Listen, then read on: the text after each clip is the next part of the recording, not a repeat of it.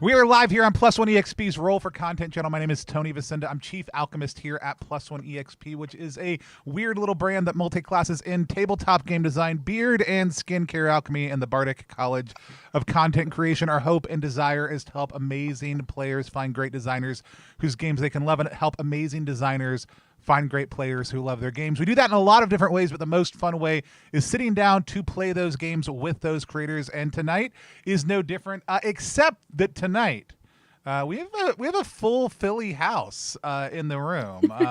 Most of us Philly locals, I think one import, but other than that, everybody bring in that strong Philly power. So we're gonna say what neighborhood we are in / from. Whenever we go around. That way people can be like, I've never heard of that place, and we can all feel really elite and cool. Let's go ahead and learn a little bit more about what we're playing tonight. We are going to be playing a set of adventures that you're going to hear about in just 1 second, using our house OSR system, Down We Go, which we'll have a fun Down We Go announcement in the middle of stream, since I didn't get it prepped beforehand. I was waiting on a couple images, so we'll do it at the mid-roll break. But with that said, let's learn about what the ZVM actually is. I'm going to kick it over to Jess for that. Jess, why don't you tell us a little bit about who you are, what you do, and tell us what the ZVM is. Yes. Hi. So I'm Jess Levine, otherwise known as Jess from Online. I'm a game designer, author, kindergarten teacher, communist organizer. I do a variety of things.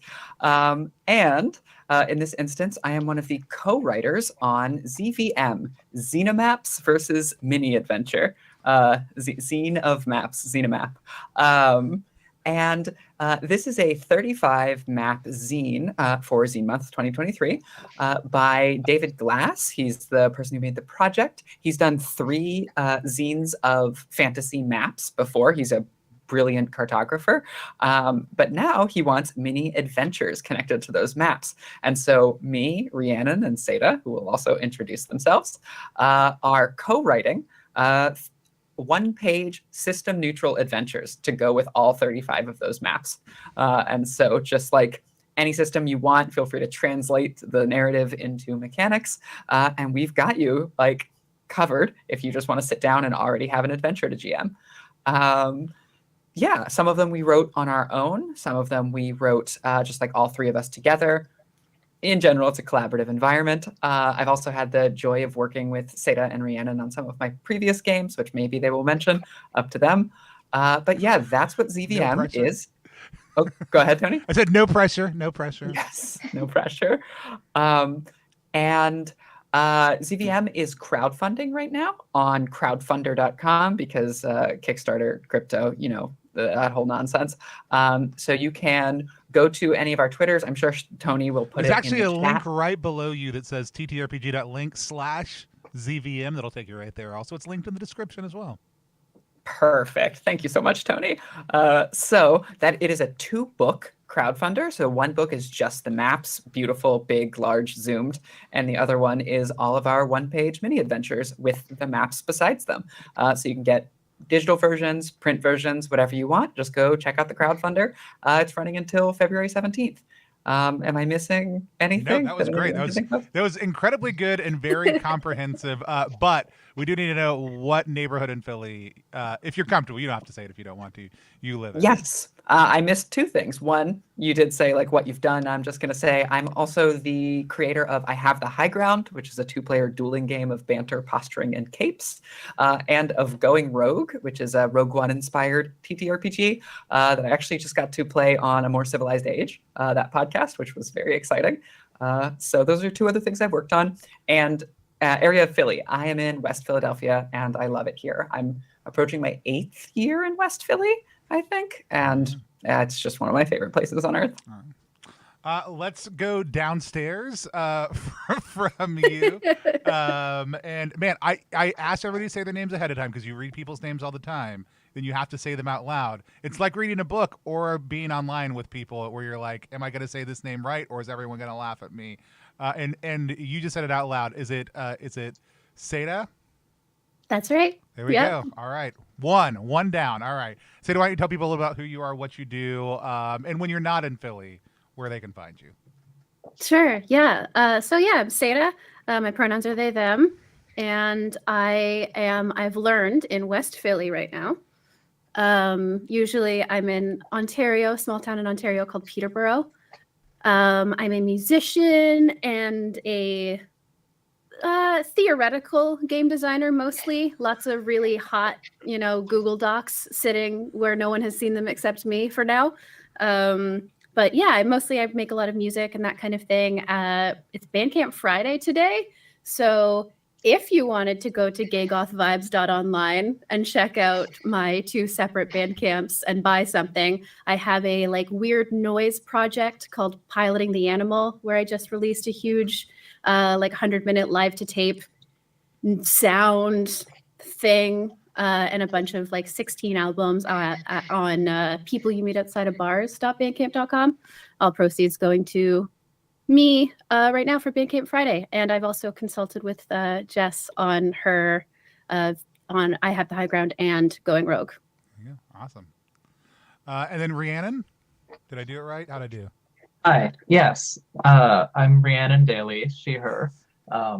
Let's see. So what is the...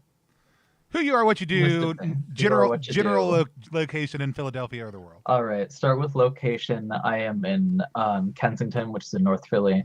Okay, yes, what I do. Musician, writer, game designer. I have a few albums that I put out a few years ago. I'm not really working on that project anymore, but they are on Bandcamp. Let's see, I have a science fiction horror text game called Ghost Moth that I made for a game jam a few years ago, which is on my itch page. And I'm, mostly a horror writer, a few stories in progress, nothing published yet. Awesome. Awesome. Thanks for being here with us. And then we've got Jeef. Jeef, why don't you go ahead and tell people who you are, what you do, where they can find you online. Hello, everyone. I am Chief Stormer. I am the great clown Pagliacci of tabletop RPG stuff. I am a podcaster, game designer, eggnog enthusiast. I make things on the internet. You can find all of that at jeffstormer.com. I am also in West Philly within walking distance of Jess, as we realized when we finally sat down to record together. And shout out to West Philly. It is also my favorite place. I think I ran the numbers. I think it's been 11 years for us. I think that we moved in 2011. So we've also been here for ages and ages. And it is, my heart belongs to this neighborhood. It is all the things that I want. It's got all of the places that I like. It's got the Euro cart that I really, really like. It's got the bars that I like. I don't need anything else in my life. Awesome.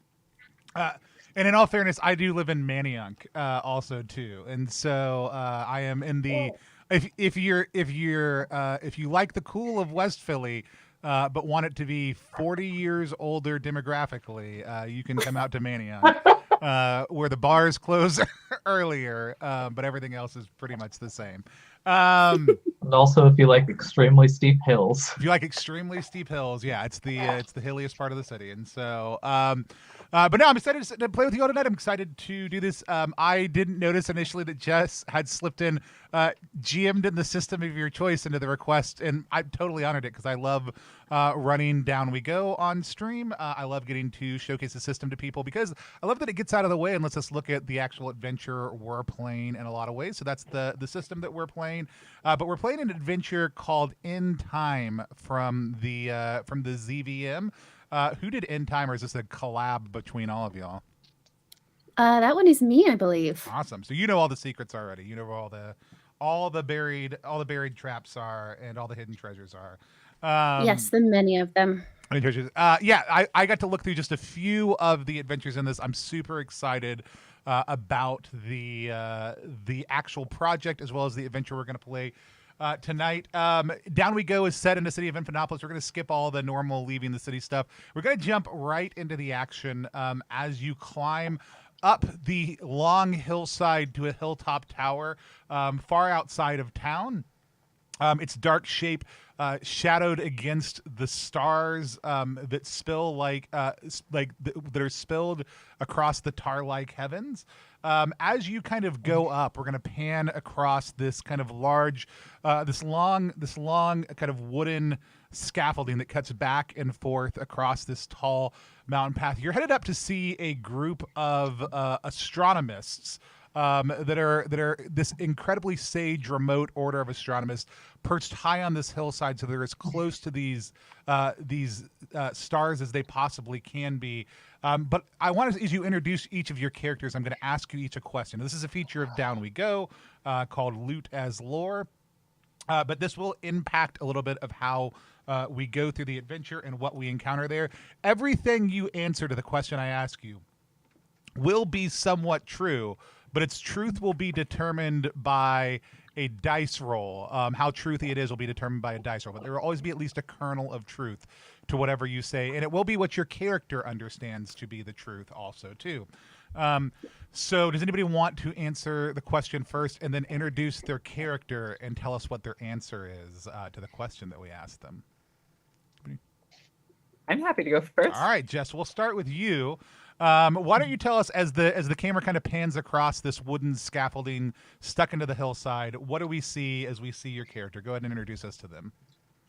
Okay, so Anathea, or Thea, as she prefers to go by, is an Aasimar, a half-angel. And the main way that you can tell that is her eyes are glowing yellow. But everything else about her wouldn't necessarily tell you that. She is wearing this like ragtag armor, lots of like browns instead of your shiny silvers and yellows. She is carrying an evening star, so that's like a mace with spikes and then like a pike spike on top.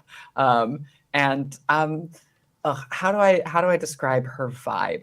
Her posture is like all her weight on one hip with her evening star slung over her shoulder. There's a name for a Japanese subculture of like teenage girls who are like toughs or like bullies. I can't remember if anyone's got it. Please. I know what you're talking about. I don't know the term, but I do know what you're talking about. Yes, and so she's got essentially all of that sass and trying to have bad girl energy because Thea is half angel. She was actually born of a deity, but he was very much an absent father, and she is annoyed as hell by his existence. And so she's sort of the prodigal angel daughter, and really wants to be anything but that. So she's just there looking annoyed, kind of sassy. But this is her way of being away from home, is making money adventuring. So the question I want you to answer, the rumor that I want you to tell us about is there's a spectacular orrery, right? So a map of the solar system on the top floor of the tower. What is rumored to be special about this orrery? What is rumored to be special? So what is an Ori? Can you give me a definition of that It's word? like a map of the solar system. So it's like the planets and stars on pins. So it's a sort of thing. Sometimes they move on their own. Sometimes they're clockwork. Sometimes they have to be moved. They're oftentimes very ornate and beautiful. But this one's rumored to be especially spectacular in an almost mystical sense. So what is rumored? What is it rumored to do, or what's rumored to be special about it? Interesting. I think the answer is that like this Ori is magically linked such that it is not a simulation. It is actually where these things are, and you cannot move them. Like you could try and yank the depictions if it's like a clockwork thing, and it will not, like where those planets are in relation to each other, it automatically follows. Love it. Awesome. Let's pan up. And I did realize we forgot to do lines and veils. We'll do that right after we do character introductions because I totally spaced on that. Let's pan over. Who wants to go next? Or actually, let's just go in character keeper order. So, Jeff, let's meet Razor. All right. Technical designation RAZ012. You can call me Razor. Razor is Clockwork is the technical name, sort of a robotic individual given life through magic. You understand how all this stuff works. Anyway, I am a legitimate businessman. I specialize in mining and construction. And I am here. Razor specifically, picture like kind of like thin limbs, sort of like a barreled core with kind of a little bit of like a bionicle with the big like visible joint aesthetics, carrying a very large pickaxe, and I think smoking I tried really hard to think about like what the equivalent of a cigar would be for a Clockwork, and I landed on like paper that has been wrapped and dipped in lacquer. I love it. I think that's what it is. I love it. Awesome. Jeff, a childhood friend, which is especially amazing given your unique background, a childhood friend who joined this order of sage astronomers has recently sent you a letter. What was odd about this letter? What was odd about this letter is that Doozer, who is my old childhood friend, being legitimate businessmen that we are, we have a way of talking about our legitimate business, and this was very upfront about it and actually very explicit about like there are objects here that are valuable and could be stolen, and like that feels sus to me because you don't put that in writing because then you got a paper trail and that's a problem. That's a problem for me. Awesome. So it was very upfront about like, here are valuable items that can be stolen, and here's like here's a way that we could organize a crew and pull off a heist, and all of that feels very suspiciously straightforward and overt. I love it. Awesome. Let's keep on panning over as we meet Crown. Okay, so my character is named Crown Glass. She, other people might describe her as some kind of witch or mage. She just, when asked what she does, she's like, oh, I know some things. If you see her, she's generally wearing like this big, like bulky, like weird layered cloak that's a bunch of like kind of tattered looking like black, and like it's like black. She wears all black, but it's all different shades of black that don't quite go together. And it's just this big amorphous bulky thing around her, so you can't actually tell like what she looks like much underneath it. Occasionally she'll like reach out an arm to grab something, but has the cloak mostly like closed over her. And like really big circular glasses, like bigger than the ones I'm wearing. That's kind of her deal. Love it. Great vibes. All right, and then question. Here we go. We've got you've done a job for the local church before and swore you would never again. What are you afraid will happen if you were to give in and do some work for them?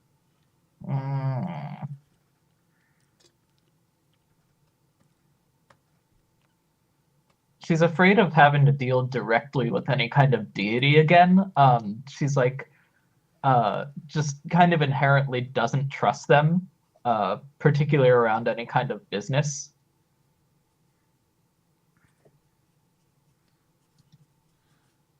All right, awesome. I love that because Razor is very convinced that we're here doing legitimate business. Legitimate business. And I'm here avoiding gods, and you're here avoiding God business. So I'm sure we're not going to run into any Right. problems. No God business, for sure. The thing is, it's a bad practice to make a contract with someone who has massively more power than you and won't really face a consequence for breaking it. It's true. All right, and then last but not least, we've got Pep. Yeah. Peppercorn Mace generally goes by Pep. To just be pretty transparent about how recently I rolled this character up, she's basically my shirt. Just the vibe I'm going for is what if Red Riding Hood sided with the wolf? Just lean into the sort of edgy Red Riding Hood is a classic for a reason. But that's sort of her whole thing going on. I suspect that the wolf has some sort of is a fey creature of some kind. Probably she's probably grown up in whatever strange magical order the wolf was part of, and just found it very convincing when the wolf was like, "Don't you kind of hate doing chores for your family? Don't you kind of want to go live in the woods and do legitimate business?" Legitimate business. And now she's, grown up a little and doing freelance. Love it. The war ended decades ago, but the adventures of one hero from war times have always stood out to you. Who was it, and what about them enraptured you? One hero. Interesting. Hero can also, any definition that your character would have as hero is fine too. Yeah, I'm really torn between two things. The first being the story of some sort of turncoat who was doing a lot of like subterfuge and sabotage and that kind of thing, versus somebody who was maybe playing a little loosey-goosey with what you might consider acceptable rules of engagement in armed conflict, but ultimately very effective. I think I'm going to go with there was a turncoat on the other side of the war to who I would historically align myself with, who ended up doing a lot of like sabotage and behind the scenes work and spying, and through just general, very well-directed, efficient chaos, managed to turn the tide of certain large conflicts. Awesome. Love it. I don't need a name right now, but I am going to need a name from you eventually, just so you know. Stick it in the back of your head. Let it come out in the Great. moment. But I love it as we see our last intrepid adventurer kind of cresting the top of the hill. We see silhouetted against the like kind of black on the blackness of the sky. The only way you really know that this tower is jetting up is because you can't see the stars where it is.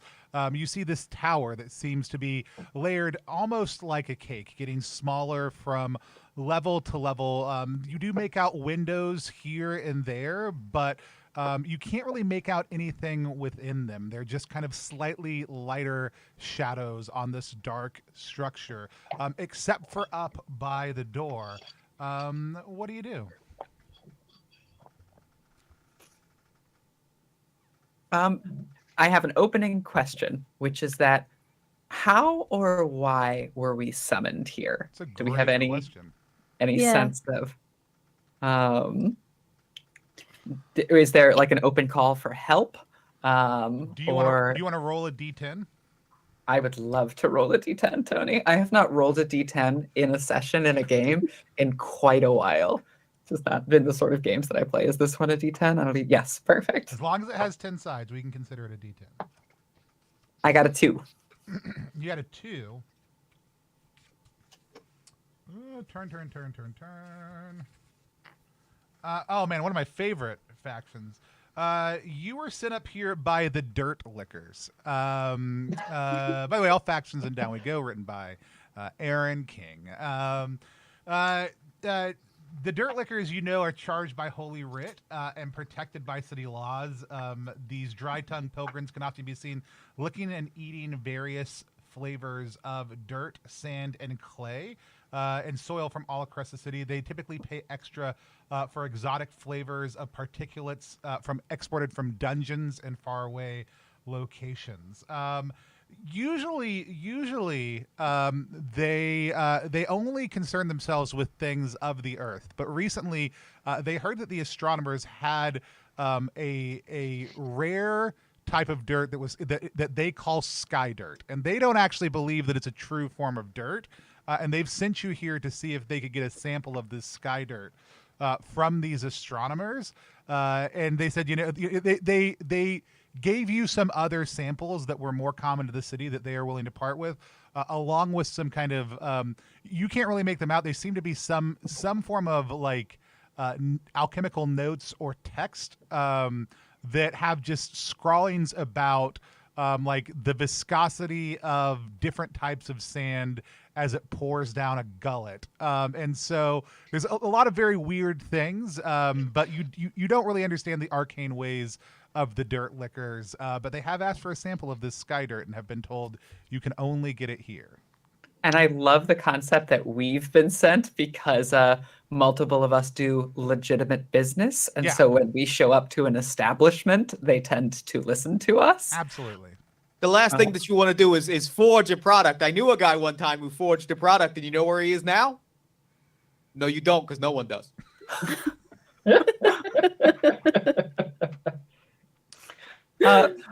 I think, I don't have a voice yet for Thea. I think Thea's along the lines of, well, I think the problem with that was that he got caught forging the product. That's a fair point. See, if you're good at what you do, you can do basically anything. You just gotta be good at it. Everybody make a holy or mystic roll for me. Your choice. So you're gonna roll a d20. You're gonna add whatever level's worth of holy or mystic. Pick one or the other that you would like. That's a 13. 7? No, it has 7. 4. 16. 7, 4, 16, and 13. Yes. So if you rolled less than a 12, all of a sudden you like blink your eyes, and for a second it seems like it's full daytime and then full nighttime again, and you are utterly exhausted. Like you feel as if an entire day had passed. But like other than that quick blink and flash of light, nothing seems to have passed or happened time wise. I like it. Go ahead. Yeah, Crown's just like, hey, does anyone mind if I take a nap? I think Thea stumbles and she's like, oh, God. Oh, no, she doesn't say God. Unless she's really tired. Slip of the Yes. tongue. Oh, Tony, can I use minor swear words on this stream? Oh I yeah, always we forget to as check. a fun thing, we try to pretend like it's PG-13 and only say the F word one time across the entire stream, because then you got to pick the best time to drop that F bomb. But also just depends on who we're playing with, and sometimes that happens like 2 minutes in because someone drops a pencil. So like it's whatever. I love this. I will keep this deeply in mind. So she's just like, oh shit, I could use an app too, apparently. Do you all? What do we think? This is a no-work contract? We've been hired to do a job. We're going to go do a job. You nap on your own time.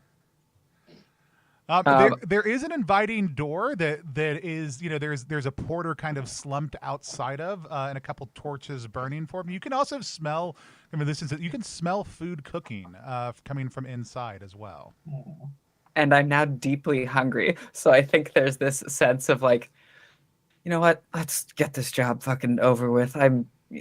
exhausted before we even begin, and like start like stumbling out towards the door.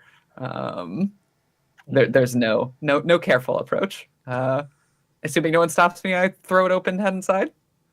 I mean, he actually there's a porter that kind of like a hooded porter that kind of opens the door for you as you come up. He doesn't say anything to you.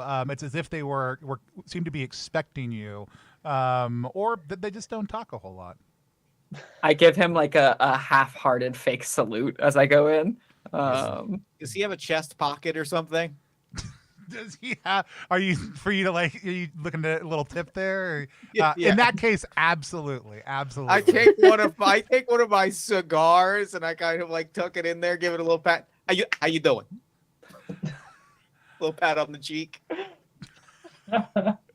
As you reach in to feel the cheek, like you've never felt a softer cheek in your life. And I don't know how many cheeks you felt, but you've never felt a softer one. Wait, who used the fuck? Apparently, according to chat, we've used it. You said you fuck. You used said it fuck. We sure did. Like immediately, like first sentence after the discussion ended. I genuinely intended was to so say it great. at the right moment. I had no idea I did that. We'll reset. We'll pretend it didn't happen. Yes, We'll okay, pretend it never. didn't happen. We'll reset and for at least another 5 Yeah, minutes. it's like we went back in time or something. Yeah, that one was in a Um, different line of temporal causality.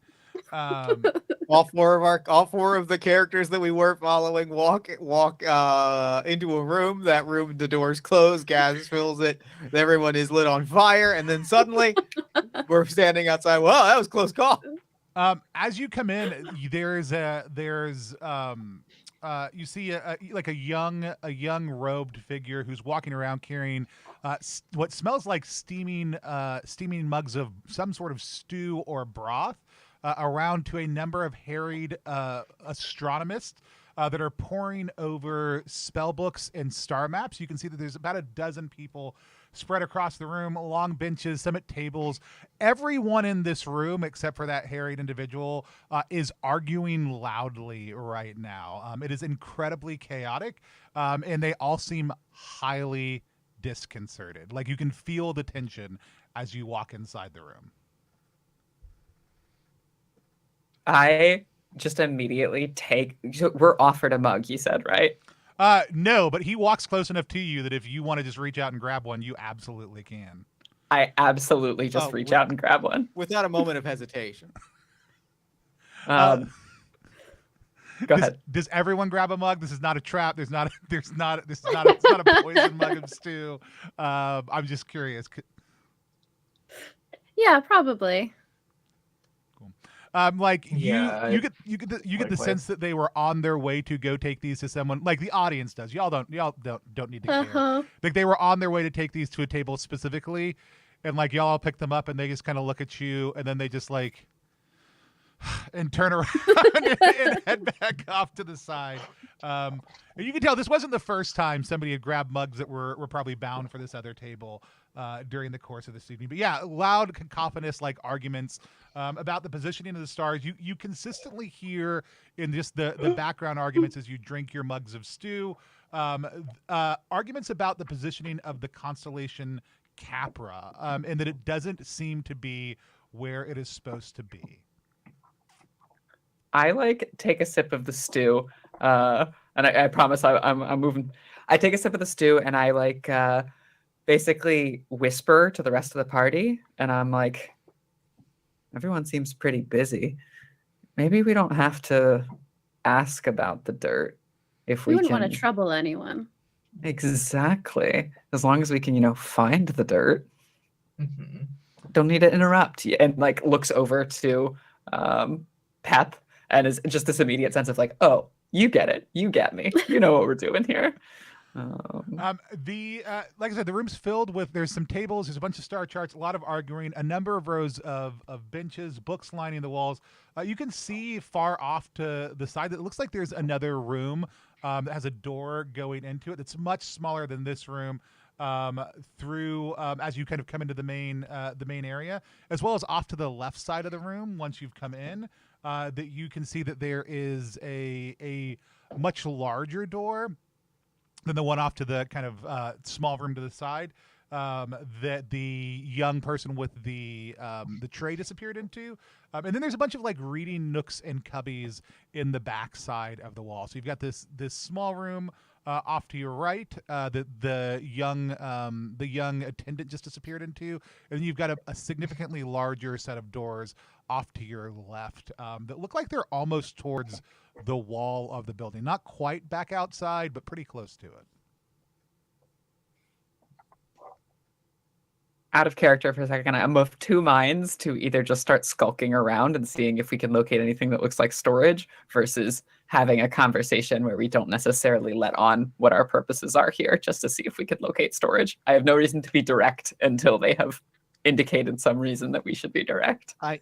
I think out of character, Razor is fully on team. Just kind of skulk around, and then if somebody's got a problem with it, then they can have a problem. Yeah, I think likewise Crown is the type of person to just like start looking at stuff until someone interrupts her.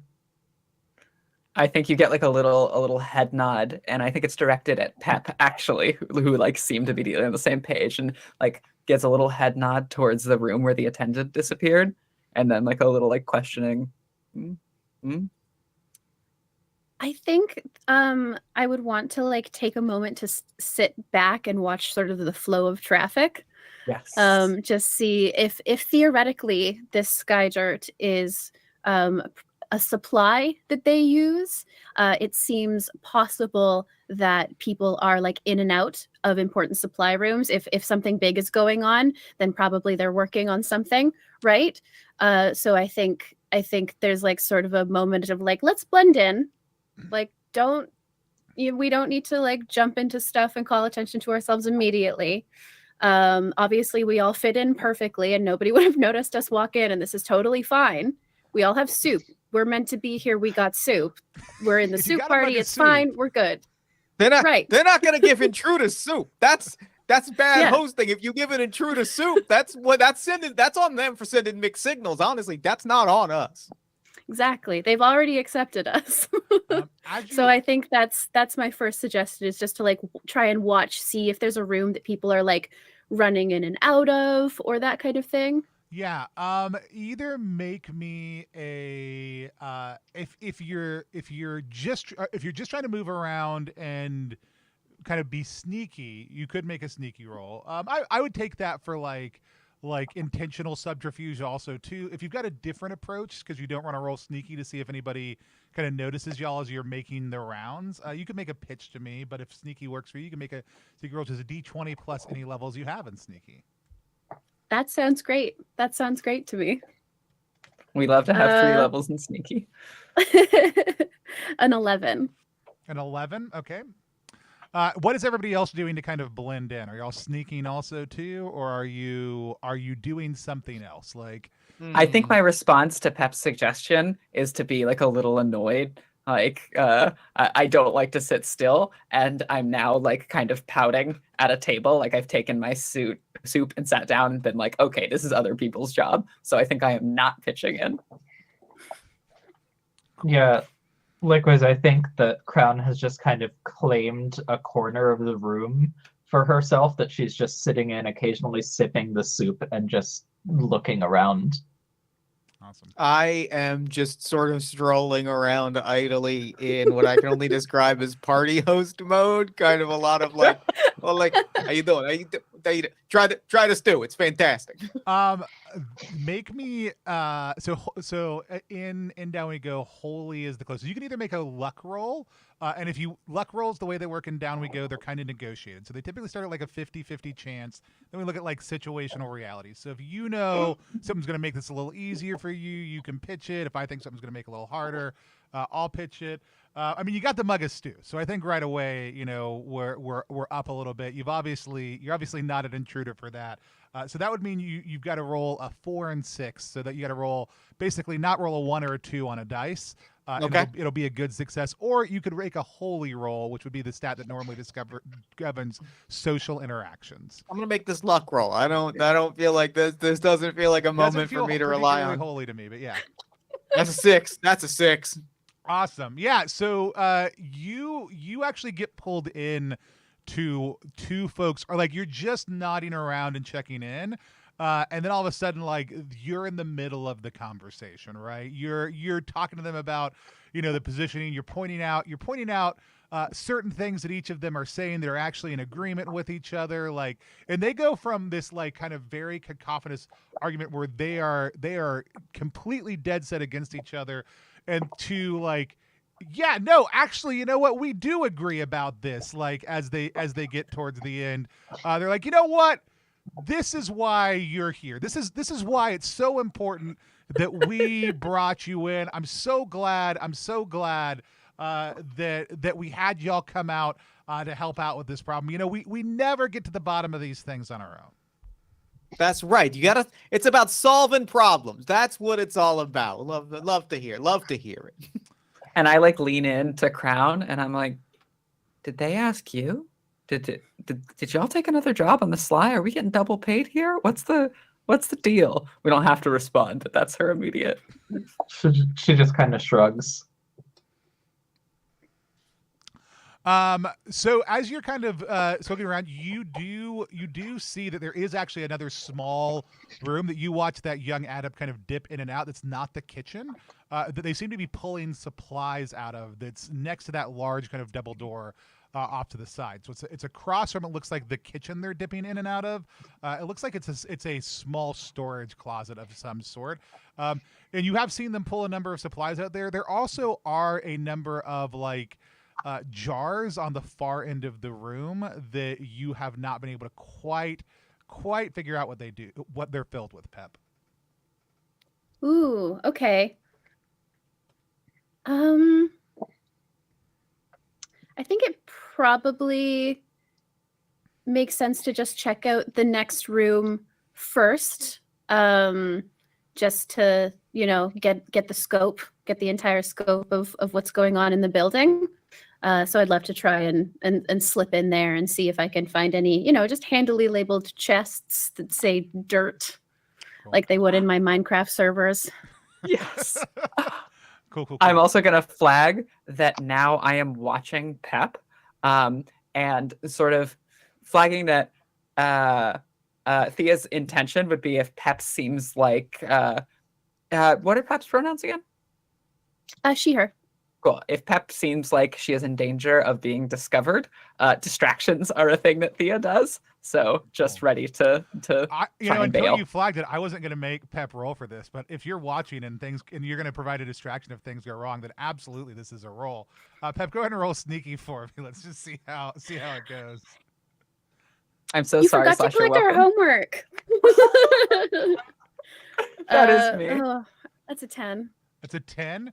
Yeah. So you see, like Pep is going in and like has their hand on the door. They've turned it, and all of a sudden you see that young adept headed straight that way. Like they are gonna hit, see Pep stepping into that door if you don't intercede. And I think very rudely, I finish the stew, and like tap the mug on the table, and I'm like, waiter. So you down this stew. Your energy level, like you feel totally reinvigorated. Also, as if you had been well rested and have been totally filled back up from a hunger standpoint, also too. So you feel incredibly refreshed and full after just that mug.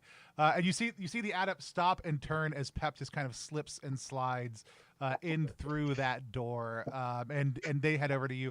Pep, as you step inside, you see that there are a number of just like food prep items in here. There's some bags on the ground. You can recognize a lot of like fruits, vegetables, some bulk spices, other stuff like that in here. But there is a secured cabinet off to the side also too that looks like it's locked. Oh, yeah, totally. Would love to get into that cabinet. Awesome. While you are working on that, do you have lockpicking, or what abilities did you take? I didn't take lockpicking. That's No, fine. I didn't. You can take time to pick the lock if you have lockpicks. Yeah. Do you have lockpicks? Yes, I feel like that makes sense. I didn't fill out my You didn't gear. fill it I out. I'm 100% apologize, but I'm happy to have you pop that in. That's fine. Spend a Yeah. gear bubble. So, but it's going to Yes. take a little bit of time for you to be able to do that. So we'll pop back outside for just 1 second. Yeah, can I help you? And actually, like you banging on the thing, like everyone has stopped to look at you because you have banged on this. Like, you don't know if you've committed a party foul for sure, but everyone has stopped when you yelled, "Hey, waiter!" I think when everyone stops, quickly kind of putting down the bowl of soup that I was carrying and kind of like moving a hand towards my pick, like I immediately go into like, whoa, what's going on here? Waiter, you disrespecting my friend over here? The two people who you were talking with are like, are they with you? Are they with you?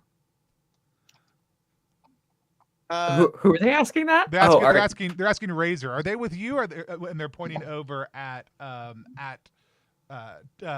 Thea. These are my business associates. These are my partners, my business associates, my good friends. Where you're having a good night, and now I find out that my friend is getting disrespected. Other learned individuals are always welcome here in the tower. We're so glad to have you. We're so glad to have you with us. We didn't know that so many learned scholars would be joining us tonight. Tonight to help resolve this looks issue. to the window. Is there light coming in the window, or is it dark? Like when they stumble. There are no windows on this level. This level is okay. entirely enclosed inside. But yeah, you can tell for a second like this person is unsure of the hour as they are stating that 100%. They're not sure whether it's day or night at the moment. And you actually see them look over and do a quick little bit of calculations as they say that last kind of semi-confident tonight. He's not a waiter. He's just the youngest member of our order. Like it's part of his role to help serve. He's learning some of the basic formularies, how to work in the kitchen, how to keep us all well fed and maintained. So learned one, young one even is fine if he's not quite paying attention. But he's not a waiter. Now there's anything wrong with being a waiter. It's just not what he is. Again, I give the He's not allowed to take tips, basically. I mean, bold of you to assume that you were getting a tip given the level of service that we've been getting, but that's neither here nor there. Did y'all bring the formula with you? The formula. Which formula are you looking for again? Well, we need to make sure that we know exactly where Capra is right now, and every time we've tried to check, it's in a different position. And so we had asked the Sinuous Rails to send up a group of folks to which you would recognize as another influential group in the city, to send up the text that includes the formulary for where exactly Capra should be right now. The only other way for us to know for sure would be to go up and check, and that's been a little bit hard lately. So, assuming that you were able to locate Capra, I'm assuming that's a pretty valuable endeavor. There's some reason that you'd like to know where Capra is. I mean, yeah. I mean, it's valuable for us. It's valuable for, I think, most people. Like right now, all of time is starting to destabilize and unwind. There's a large fissure that's forming on the other side of the tower. So in order to ground this plane of existence to its proper time frame, we really need to confirm the placement of the constellation Capra. There may be some variance in when we actually return in the timeline, but at least we'll know where we are, and the fissure won't rip all of reality apart. I look over to Razor, like, is this the job description that you got? Like in my eyes, my glowing yellow opaque eyes, I'm like, is this what we signed up for? What is Razor's face back? I picture Razor's face as being very almost papercraft in that like there are very obviously like you know how you do the what are they the paper with the push pins and like you can very obviously see the kind of like parts that rotate and move and you see the eyebrows perch up with like a this is all news to me. So like after that she's like, okay, we're playing this by ear. We are her like approach is like this is a fluid situation.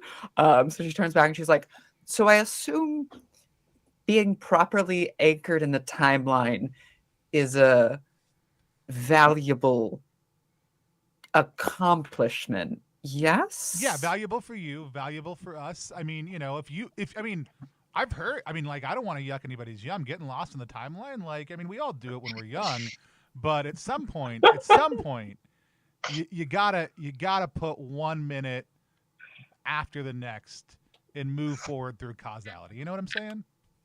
Of course. So, well, the people that you contacted to send up some people with the formula, Yeah, the rails, yeah. The rails, yeah, absolutely. How much did you offer them for the formula again? Like how much? Oh, well, they were going to do it so that we could restore time, but I think the couriers were getting a fee. How much were the couriers getting? And he's like, he looks over at somebody who's been doing like who was still doing math. They have a little abacus in front of them. They whip it out, like slide it back and forth, and he's like, "Oh, it was roll 3d6 for me." Absolutely, I would love to roll 3d6 for the amount of stuff that I receive. That's a 5, 6, and a 2, which is great news. 562 coin was what we were going to provide. She like nods and she's like, okay, so well, I'm disappointed to tell you that the Rills do not actually have the formula for locating Capra, but they did send us because we believe that we can make it up to the top of a 4-floor tower. And so, well, I know got you said bad news for you just to start. It's a 6-floor tower. Great. We can do Well, that. that's no, hold on. But I'm the 6th floor expert here, so okay. I good. feel like numbers are now being changed in the negotiation process. This feels to. And then like we immediately start playing off each other where I'm like, hey, they can change the numbers as long as they change the pay. That's totally fine. All right. Do I roll holy for negotiating? You do roll holy for negotiating. Doesn't that feel right though? I'm gonna roll it +2. 4. No. I mean, like we told them it was a 6-floor tower. I don't know why they told you it was a 4-floor tower. If you want to negotiate with them when you get back, I mean, that is 2 towers worth of that is 2 floors worth of reimbursement that you should be owed, but that would be them, not us. And she like puts her hands up and like surrender. It's like fine. So just the courier fee when we walk up 5 floors and come back down. Well, I mean, up to the 6th floor, which is 5 floors up from now. I just want to make sure we're all on the same table. He does some quick calculations, math wise. Absolutely. I do throw a brief look, which is like we could negotiate with them when we get back for those remaining 2 floors. And I'm like I see you. Well, I think then you've got yourself a deal. Do we want to cut back to Pep? Yeah. So Pep, you've been in here and like you've been staring at this lock, and all of a sudden you're like you cannot remember how long you have been in here. Reroll a d20 plus either mystical or holy, whatever's higher for you. But I think they're both zeros, so just roll a d20. They sure are. 12. Awesome. It takes you a second before you realize, like, okay, no, I just got lost in my thought process, and you're right back into it. We're just gonna go ahead and add 3 to that roll also too, and let it carry over with your sneaky bonus for how well you do on the lock itself. And yeah, all of a sudden you pop this lock open. Great. Yeah. Inside, go ahead and roll a d20 for me. 3. Yeah, so inside you find a you said what'd you roll 20? 3. A 3. You find a scroll of stellar damage. So we'll find out exactly what it does when you activate it. But you do find a scroll of stellar damage. It looks like a long mathematical formula. But like as you look at it, the numbers start to dance across the page a little bit and let you know that it's not just a normal mathematical process. That there's something special about it. It kind of clicks into your brain. What's going on? You also notice in here that there's a couple of different there's a golden map compass and what looks like some really high-end drafting tools and really refined paper in here. You do see that there is some kind of powder in the corner also too, like in a glass vial. Right.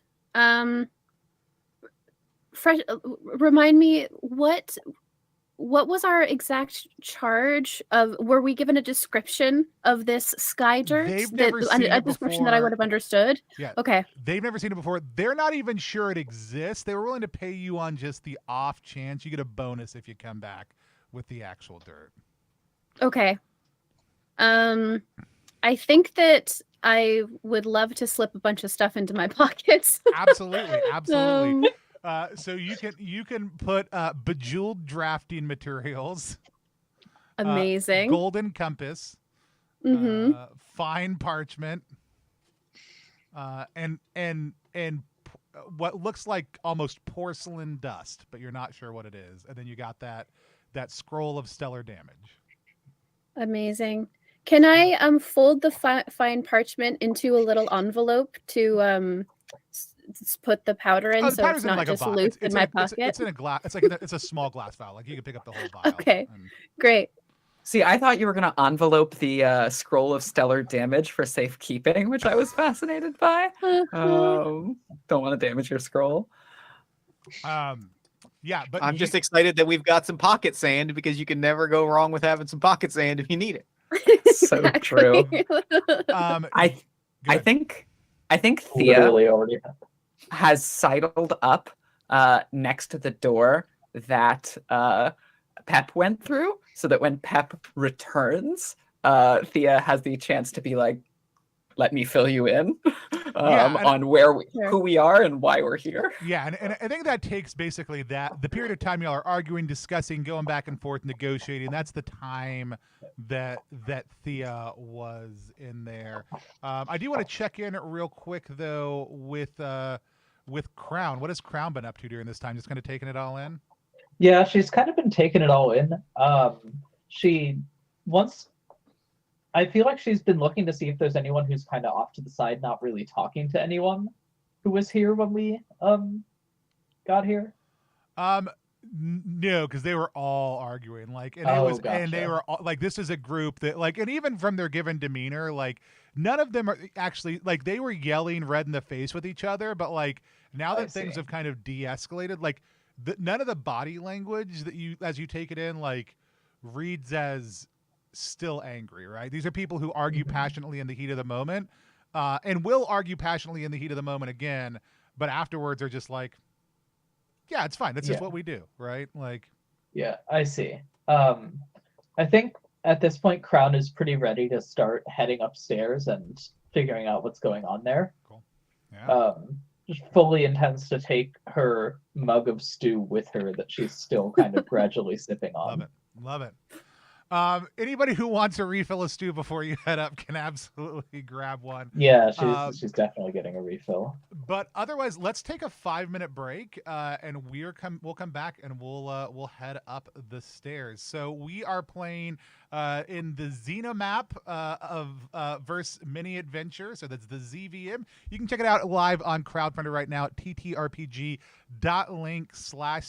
That link's right down below. It's in the description if you're watching after the the fact. We're going to take a short little break so that I can do some doobly-doos behind the scene so that we can all stretch because we're real and normal people. And then when we come back, we'll actually do lines and veils. Don't anybody let me forget. I'm not super worried because I feel like we've got a good flow going here and a good sense of each other, but I still want to make sure we do because it's important for me. But we'll be back in just a couple minutes to keep on playing.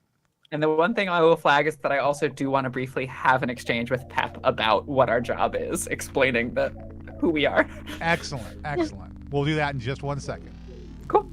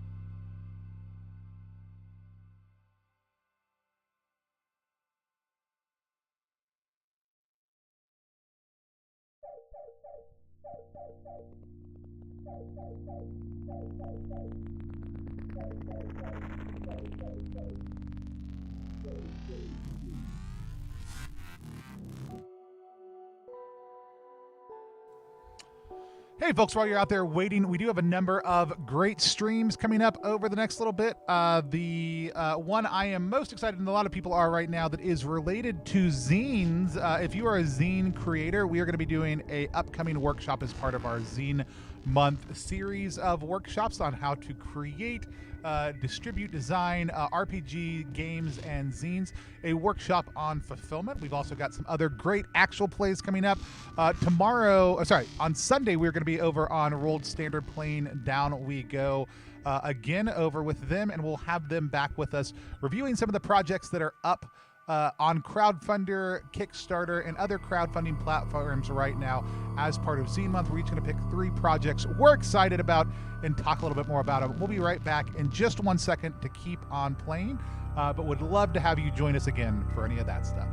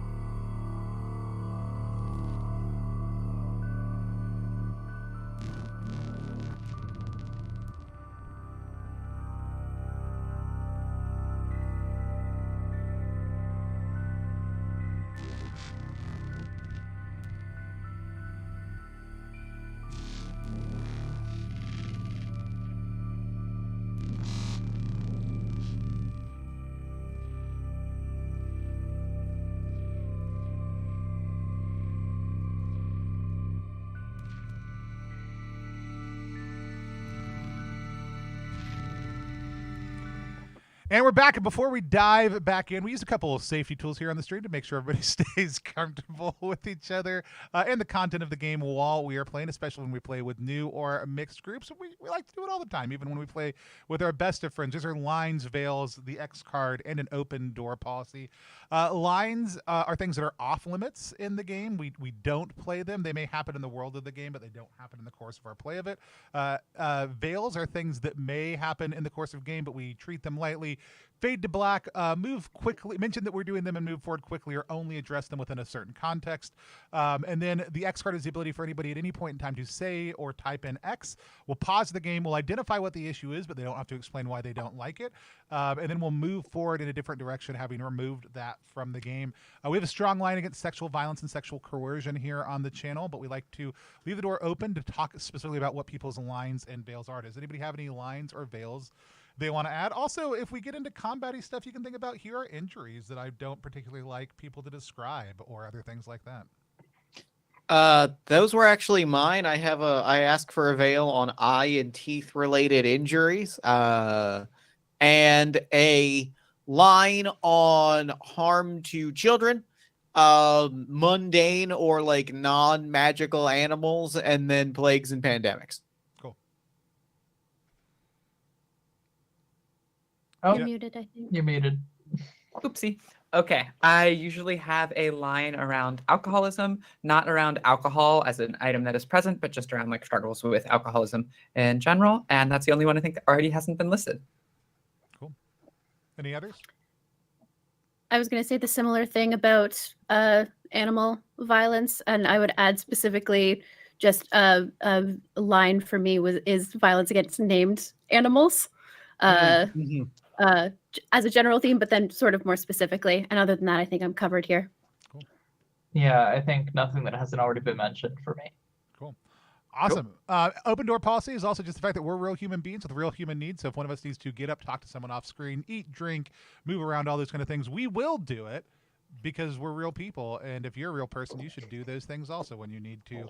With that said, let's smash cut over to this little conversation that you're having with Pep and Thea. What does that look like? So when you come through, Pep, you have like my arm reaching out to stop you. Do you want the first word, or do you want me to have it? I don't think there's a word necessarily. I think there's just opening the door, looking, like stopping just short of the arm, looking down very obviously at it, and looking up at you with like, not a threat yet, but like certainly so I'm gonna need you to make your intent pretty obvious pretty quickly, or it might be. Yes, absolutely. And I think she's like, hey, you remember when the Rills gave us this job, right? The They were dirt job?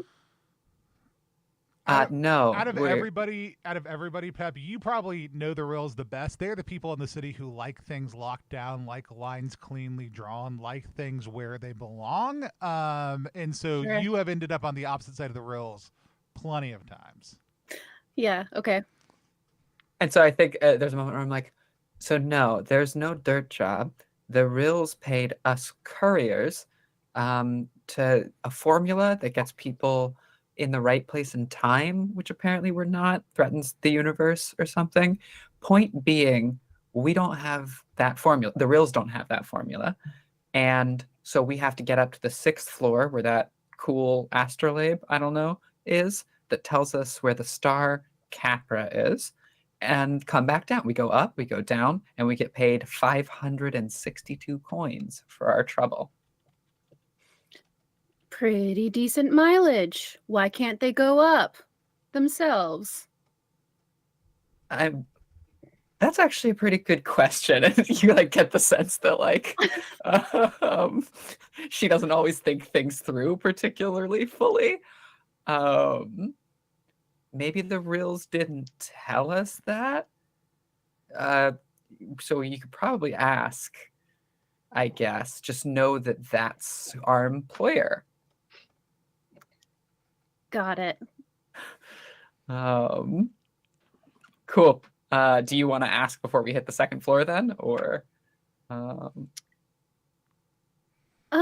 probably. I think it's just maybe like to genuinely the closest person, just like, hey, what is it that's getting in the way? Huh? What do you mean? Like, why don't you just go up and do the thing that we were Yeah. hired to do for you? I will. He already did. And I think the two of them tried but couldn't.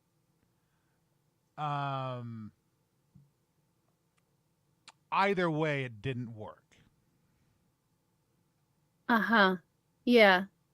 Anything specific, like a trick stare or... No. I mean, like, as long as you can make it up all the levels, it's easy. And you Okay, see me well, you see me give you the look of like, this is what dealing with these people is like. Like, this is why I didn't ask. sure. I think there's like, I turn towards the other thing. I'm like, right, but my associates are very confident that we can do this. Very confident for 562 coins. Incredibly confident. The most confident anyone has ever been about anything in the history of confidence. I'm massively capable. She just says Right. completely deadpan. So if that's all, we'll just use your stairs to go up one Yeah. of 5 floors. Totally normal stairs. Great. No tricks. No trick stairs. Not a single one. I think It's not we the stairs that make things challenging. great. Do you have a description maybe of what does make things challenging? Just while we're on the topic, I do have to return to it. I apologize. Oh, yeah, like I said, I will. He did. Those two tried but couldn't. Yeah, so we and- should let's go up the stairs.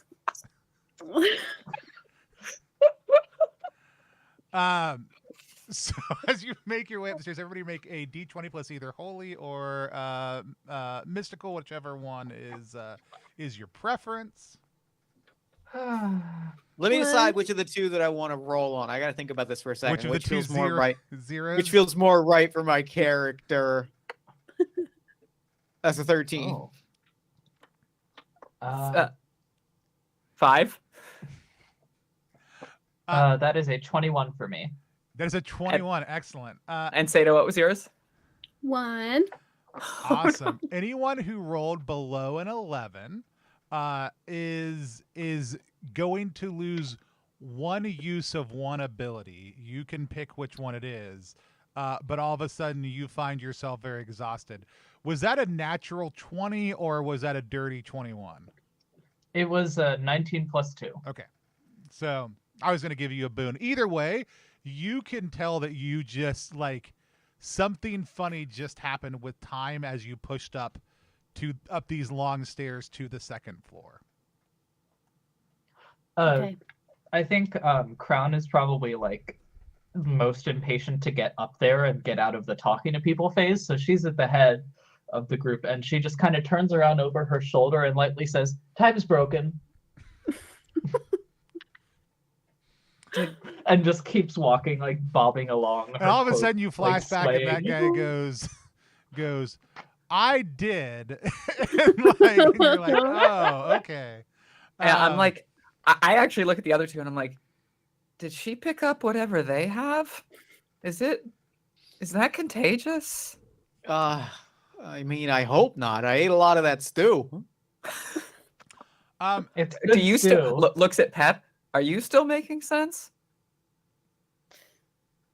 I mean, as much as I was at any point, I guess. Yes, I'm very grounded. I've got it under control. Out of character, anyone who's met Crown before, she's just like this. She just talks like this. Got it. You come up and you almost can hear like what sounds like distant bugling and like the sounds of war in the distance. You, as you come to the top of the stairs, find yourself kind of pushed past as you watch a young lieutenant like push past you and then disappear into temporal vapor as they push by you. As you come up into a military outpost from the war that ended decades ago. The soldiers all in the room all seem on edge. They seem hungry as if they have not eaten in a long time. And they seem incredibly stressed as they go. Some are resting on cots in the corners. You can see as people move in and out of some of the side rooms that there are wounded in the back also too. And you see that there are people pushing a bunch of miniature figures around a table, largely discussing strategy of the war. At this point in time, Pep, you are immediately struck by the fact that your hero is in the middle of this room. What is their name? What was the ludicrous name that I suggested earlier? Jess? Difference something? Just like marker of difference indicator, was it? Difference indicator. This is difference indicator. Normally she just gets called diff. Okay. So you notice Diff, and Diff is not loudly debating or discussing this. Diff is walking around, putting down steaming mugs of coffee, because we're just going to keep this theme rolling level to level, on the table in front of the different people. It's very obvious to your eye that though this is entirely a covert movement picking up the actual battle plans and strategies of this group of individuals. Like you Just, know like, this swiping story. and- Yeah. I like turn to everybody else. I think it's starting to give credence to the time stuff a little more suddenly. And it's like, oh, this job might actually be 562 coins worth of trouble, huh? Nah, it'll be fine. Well, Go ahead. I think Crown wants to like kind of walk on over to someone and be, because the thing she wants to determine is time just weird or is space weird too? Like, is this the second floor of the tower in a different time or is it a different place? And she's just gonna walk up to someone and ask, "Where are we?" And the location they give you is not the tower. Like it is the historical fort on the edge of the major battle in the conflict that was constructed by the losing side a few weeks before it was massively overrun. So that's like a different geographical location. Yeah, nowhere completely. near where y'all are. Like this kingdom does not even exist anymore. It was so decimated after this conflict. Okay, she's gonna turn around. Space is broken too. And I think Thea looks at the rest of the party and is like, well, I guess that's going to make it hard to find the staircase. Ugh, and they said the staircase wasn't the problem. When you came up, you could see the stairs up right in front of you. Like there is no problem finding the stairs. Like you came up, there's open tables in front of you. The staircase continues up. The guy who tried to leave the room disappeared into temporal vapor as he tried to go past you. So whatever it is contained, and you can see the other staircase like in the room also too. Now, what happens when you go up or they go up? Who knows? But this scene is playing out almost cut out against space and time within this enclosed area. And so in that case, retcon what I just said, and I think Thea looks at everyone and is like, so we skip on up, just to double check things. We come back down, check on, I don't have a funny name for a soldier here. Joke ended. Check on all the fine folks getting their battle on here. Make sure we're good to move back and forth. Then we head up. Yeah, the all of a sudden, like there's a captain who locks eyes with you and is like, did you bring news? Did you bring news from the front? News from the front. I think that like Pep has to like rapturously just like excitedly is like has been trying to glance at these maps, trying to figure out exactly where. And I think for what it's worth, Pep doesn't believe that time is broken, thinks that's very silly. But obviously something magical is happening here, but it must be an illusion, probably from my own powerful mind, because I care about this so much. And I'm very passionate. So it's probably me actually that's causing this. But I think that, you know, she steps forward and delivers like a detail that she knows like of what was going on, right? And it's very much like recited. It might even have elements of verse in it, like this has been some sort of classic epic that she's like half memorized, and is excited to be able to give these details. Do you want to roll to see if you recall this correctly, or do you want to use a use of contacts to make it automatically happen? Oh, yeah, may as well. That's great. Okay, cool. So yeah, go ahead and mark off one more use of contacts. So you're able to kind of just pull out information that you have known from reading up on the life story of is it difference indicator? Is that what it was? Yeah. You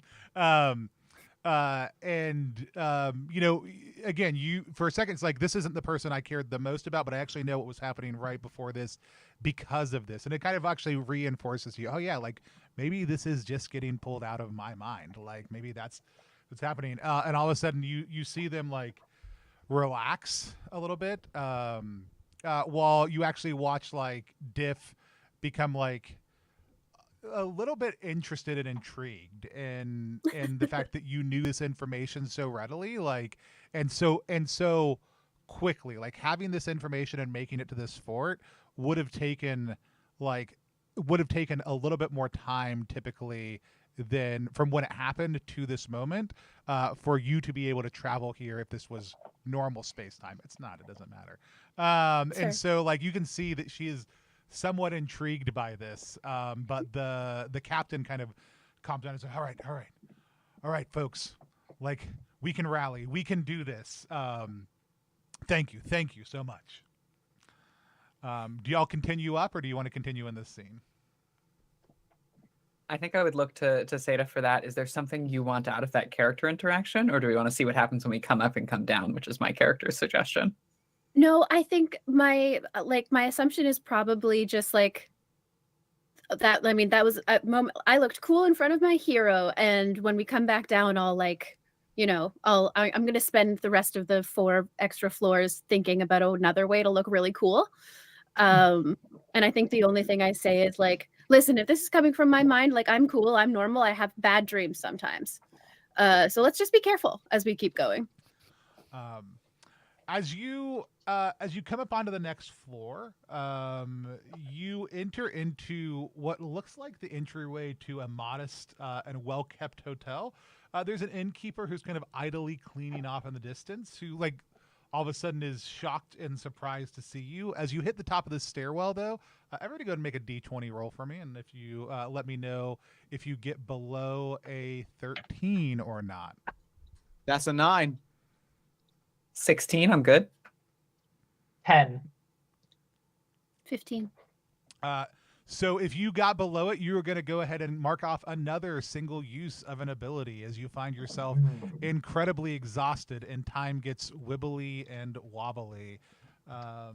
No one, I don't I'm think, sorry, just to double check.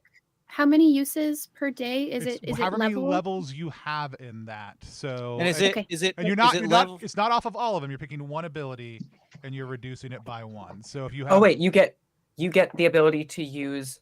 So like if I have 2 in holy, I can cleanse twice and divine twice. correct. So one of those Got is it. going to go down to, one of those would go down from 2 to 1. Okay. I see. Cool. I didn't expect anyone. With everything that's been going on, I didn't think anybody would be here. I look at Pep and I'm like, so what are you dreaming this time? This one, not super familiar to me, but they often start off kind of confusing. It'll make sense eventually. Don't worry. Let's see what this what's happening. You didn't expect because of what? Oh, I mean, well, the city's been closed off, and we haven't had travelers in weeks because of the siege. Siege of what city? And she names a city that hasn't existed for 1,000 years. All right, now I am starting to think the time is messed up. I am now seeing what everyone else is seeing. I am now up to speed. Apologies for taking a little bit longer than everybody else. Like gives Razor like a pat on the shoulder if that was out loud. I think it was like mumbled just loud enough for you to hear it, and I think he notably like appreciates it. Like, all right, good. As long as we're all good. And like turns to Pep and is like, so you're not like secretly an expert in ancient city name, like you were about the other one? That doesn't sound super familiar immediately, but again, I think it'll make sense in a few minutes.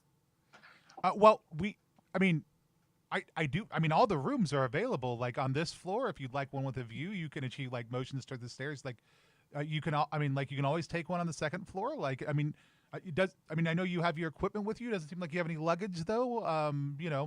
But if you need a room, we can take care of you. Honestly, those stairs have been strangely exhausting. I mean, No. we I- are well, we are how one much- of the prime locations of the city. I do understand. Like, I mean, it does take a little bit to get up here, but the views unmatched. How much for a night? Oh, it's 20 coin for the night.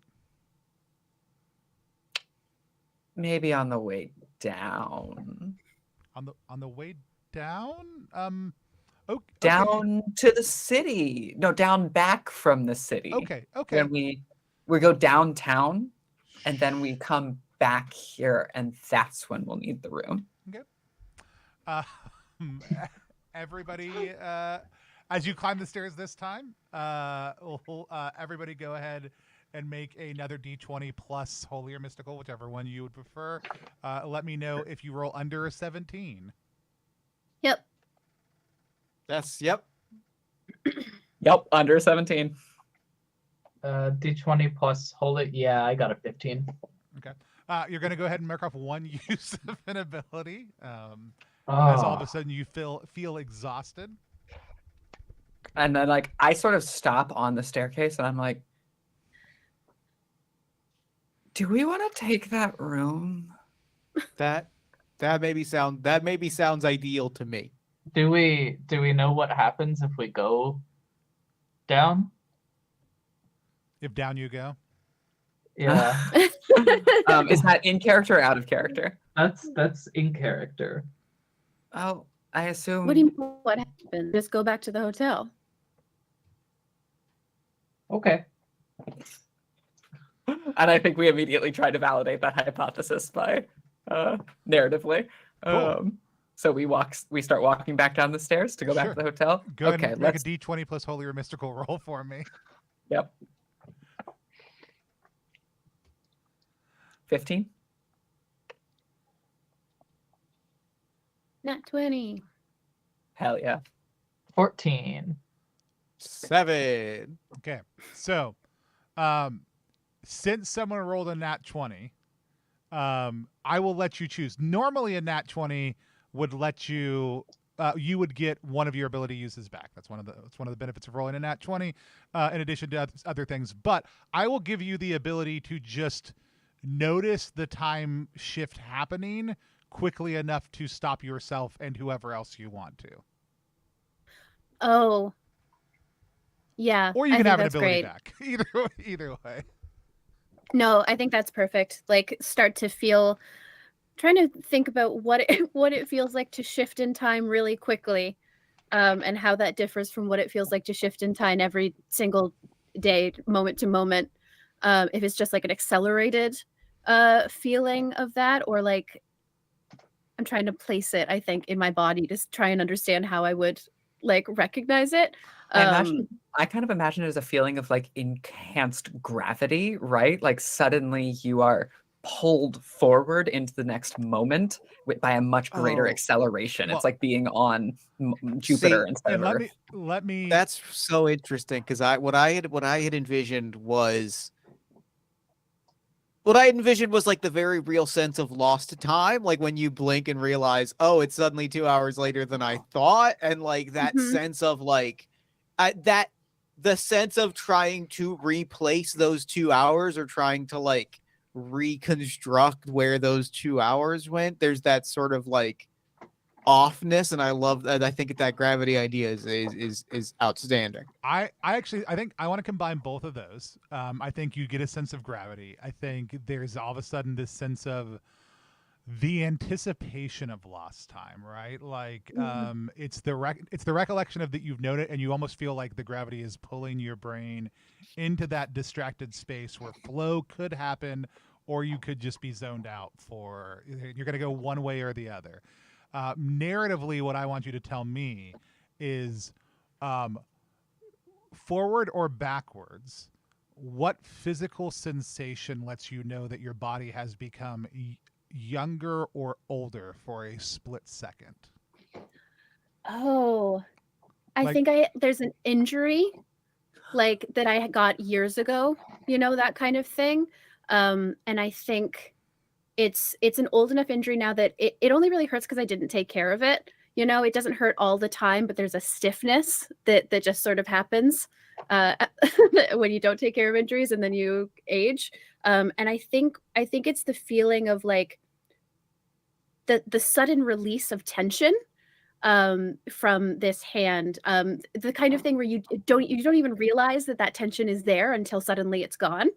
And I think it's feeling that release from this old injury, that lack of stiffness just in the hand. I probably like broke something in my hand at one point. And does it like release and then come back, or does it just? Yeah. So you feel this kind of pull of gravity. You feel your brain starting to fuzz. You reach out to like grab the banister, and you do the thing that you do where you typically like will flex a little bit to kind of relieve that tension and give yourself a better grip.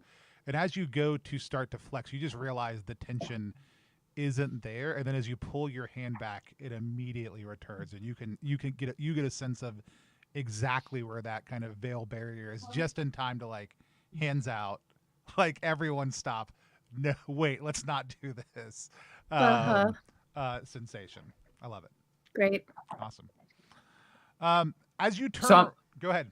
Yeah, I just want to know, like, you stop us and you're like, what do you say? Like, what's the explanation? Like, Assuming my goal is to get us to keep walking up, I think what it is. So I think I stop everybody and take a moment to like ground myself, and then I'm like, I think we just have to fix this, actually. I think we just have to keep going up and see if we can get the thing.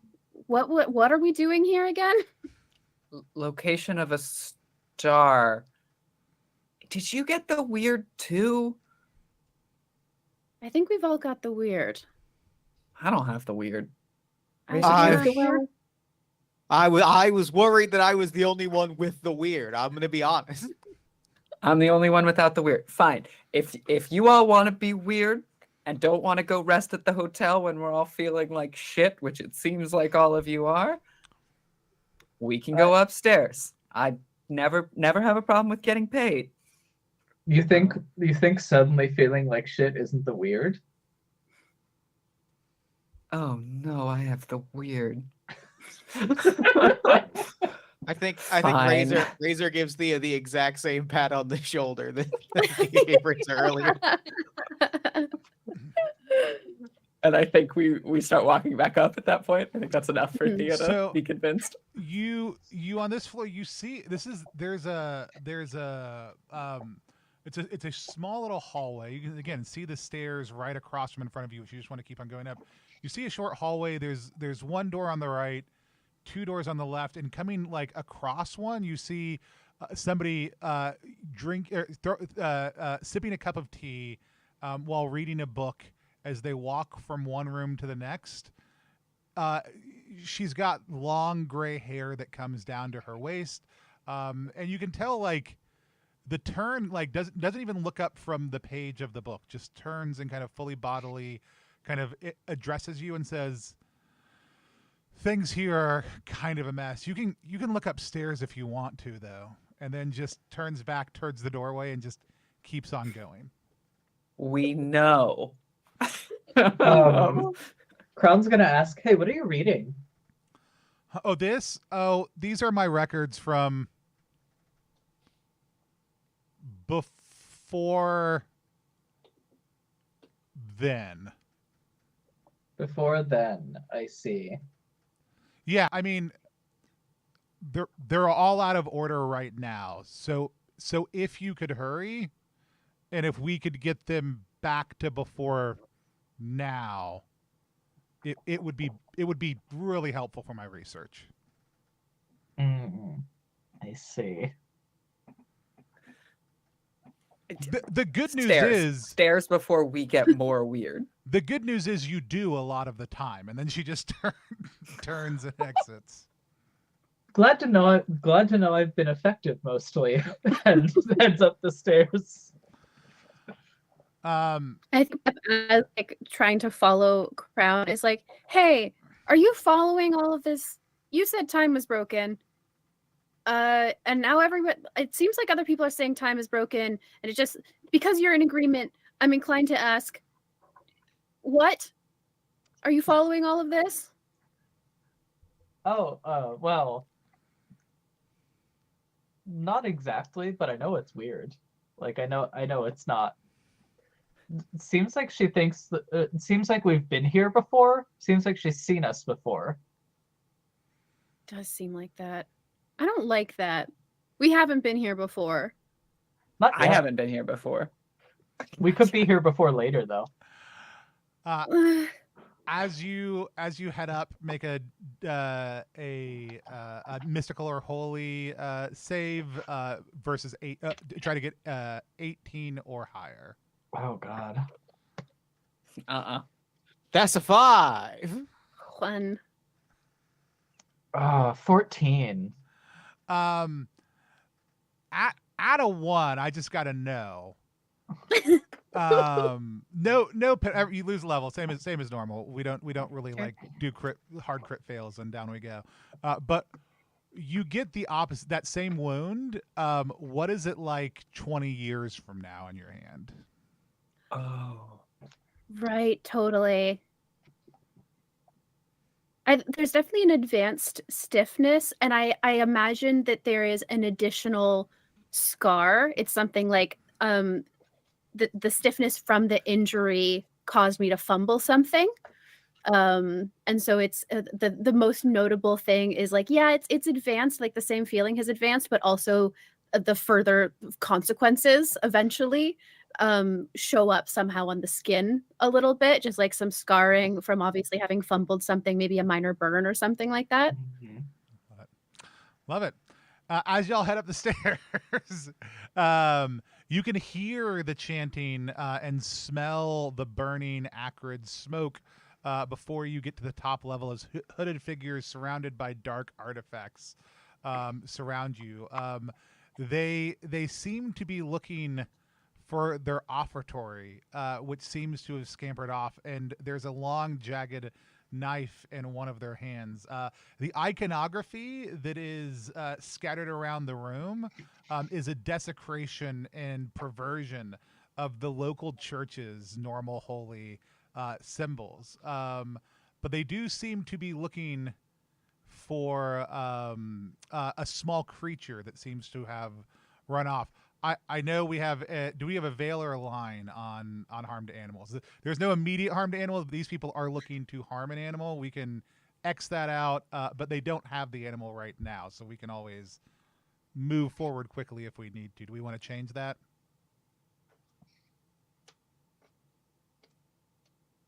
I'm personally comfortable with as long as we don't see it, but Yeah, Cool. that's my view. Is as long as like we don't Cool. see it, I mean, we have the opportunity to mess with them and or walk past. I think that's fine by me. That's Yeah. fine. great. They are looking for an escaped small creature of some kind. They do not know where the small creature is at this moment. In general, half angel in a desecrated temple. As much as I love desecrating the gods, not a great place for me. I'm immediately like Morning Star is now in my hand instead of on my shoulder. I do think that I see that, and like my pickaxe is also in my hand. Like, all right, like you're like I'm following your lead. I got your, I got your back to the end of days. So this is, Crown this is is clutching gonna her throw mug down. of soup a little tighter. I do love all this. And I just say, just go and roll a d6, and we'll just do initiative. Luck roll. Because I think, oh no, this is an initiative roll. Initiative. Like, y'all pose up. They're looking for a blood sacrifice. They can't find their animal, and y'all appeared. Like what could be more serendipitous? I guess this is the chick floor. Yeah, just one person rolls a d6. Just one person for the. Oh, I rolled 6. So the 6. Well, That means we'll take it. y'all are gonna go first, and down we go. 4, 5, 6. Y'all go first. If there's abilities that can alter this and just let y'all automatically do it, that is the initiative for combat. So y'all can all act in whatever order you would like. Once all of y'all had a chance to act, they will have a chance to respond. There are 5 hooded figures in the room. 2 of whom have knives. Another one has like a crozier, and then one of them has a net that has a hole in it. But it is a long, goofy net that kind of works at odds with the rest of the motif going on here. Oh, I have a question about the room we're in. Sure. Are they in between us and the stairs up? No, they are not. All the stairs wrap the outside, so as you hit the landing, the other stairs are always right in front of you. So you can just. Oh, yeah. Go I have a spell then, where I can put a wall between us and them, and the stairs up are on our side of the wall. Absolutely. So do you want to use wall? Yes, and the way she uses wall is, she takes the mug that she's holding and like swings it and like sprays the stew all over the floor, and a wall of stew just comes up in between us and them, and the whole room smells like lentils. I love it. I like this almost as a flaming wall, where like they could potentially get through this, but it's you're going through a wall of hot stew. I mean, it's not going to be enjoyable to do. So with that said, I think there's a vague sense on the other side of the stew where everybody is still. So y'all, the wall is there. It is objectively exist. It would not be enjoyable to travel through. It is semi-translucent though, giving you a vague sense of where they are on the other side. What do you do? I dip a finger into the stew curiously. I'm guessing it's scalding hot, right? It is not scalding hot, because I don't think it was still scalding. It is still very hot though. And I like pull it back, and I'm like, it is still good. It's a good stew, you know. Yeah, I was surprised to taste it as much as anyone on account of the lack of taste buds, but it's pretty good stew. It's really hard to go wrong with lentils is the thing. Well, let's not go wrong with lentils and get the hell out of here. You seemed really eager to fight them. Yeah. Are you sure?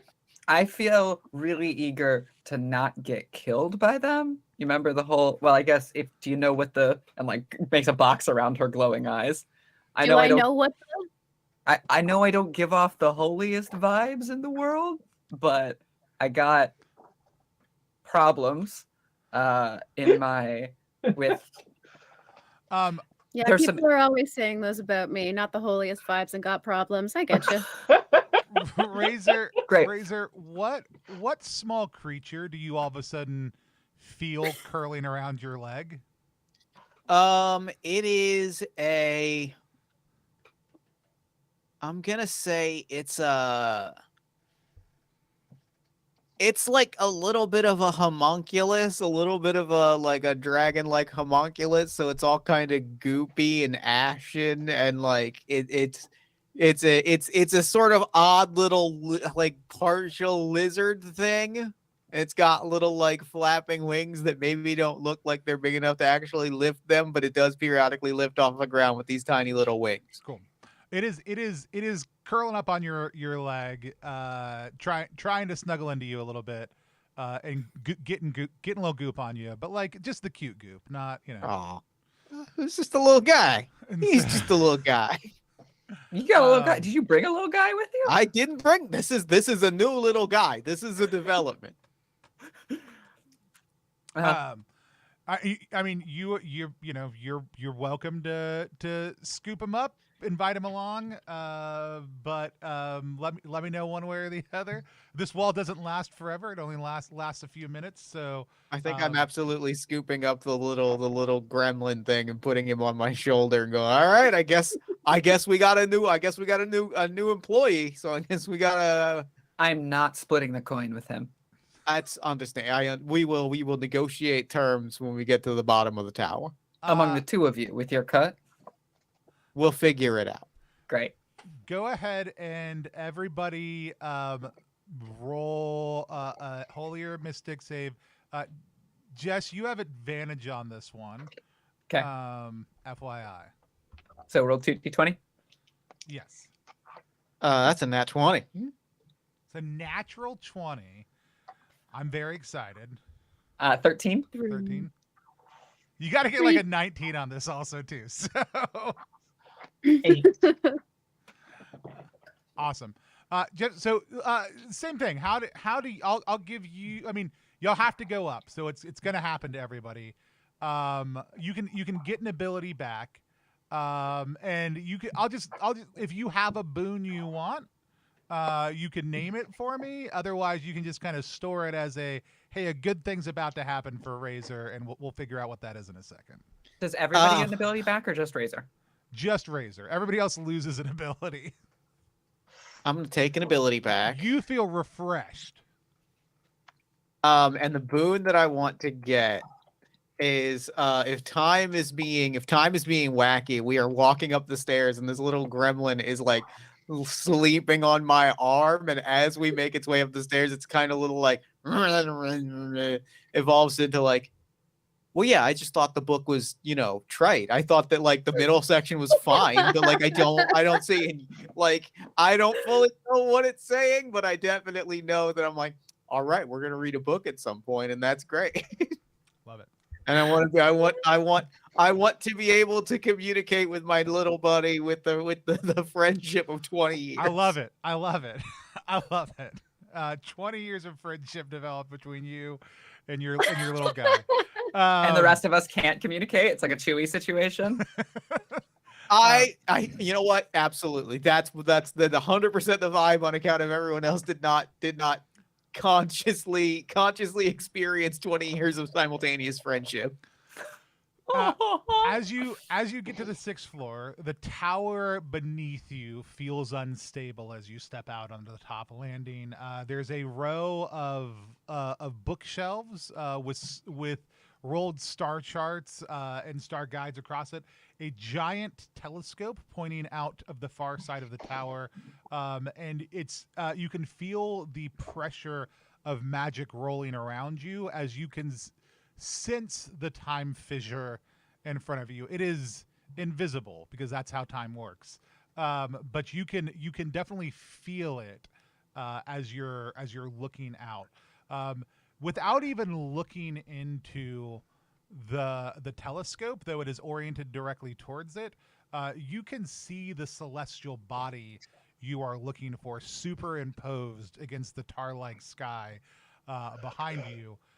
And you can see in the middle of this room that Ori, that model of the solar system, slowly turning and then stopping and then reversing and then speeding up and then stopping again, and then planets sliding along their axis and replacing with each other and then warping backwards and then continually just moving around in ways that do not make sense as it slides through non-Euclidean space. Guys, I What do you wanna think we do? found this. Guys, I think we found the source of the weird. Yeah. I hate this. Does this mean that everything is going to be every when and all in one thing? Because I don't like that. I don't like any of this. I have enough problems dealing with the things that I have in the usual amount of time. Yeah. So Crown is like really fascinated by this orrery, and she like walks a little bit towards it, but doesn't want to like touch it yet because it's kind of intimidating looking. So she wants to kind of like check if it's safe to touch by like she pulls a handful of dust out of a pocket. She always has a pocket full of dust just in case. And she just kind of tosses it over the orrery to see if anything weird happens to it. I love that. What type of things are you? I mean, it's just normal dust.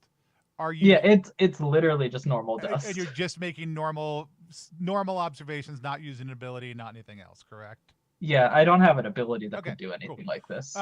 So as you kind of toss it over, you and the dust enters into it, like you see that like normally it should just like fall straight down, right?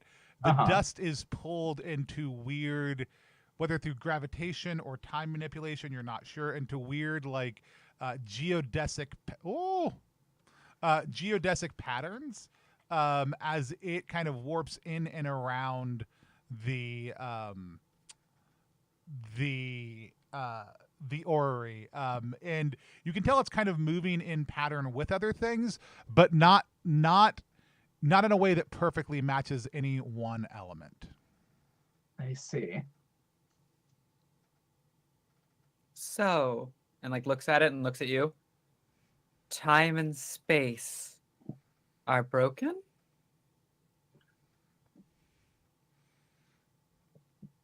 I'm curious, does the pattern stay in one shape?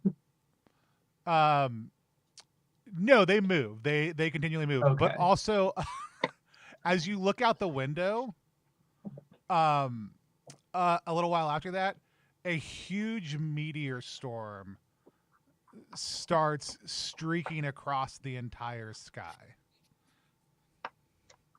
Oh. And then all of a sudden you realize that some of the patterns you can see around the orrery, you can also see in the sky now. So that's that. That's not great. Did the dust go? And then I have a little hello. Welcome back. Bye. So through I dust. went back to when Wi-Fi didn't exist yet. Sorry. It happens. But you've caught up in the timeline. Threw dust in to the Ori, and then it formed weird, inconsistent shapes. And then we saw a meteor shower outside making the same shapes. as the dust. And then I think I take a vial of holy water out of my bag and I just like dip my fingers in it and like flick the water at the Ori.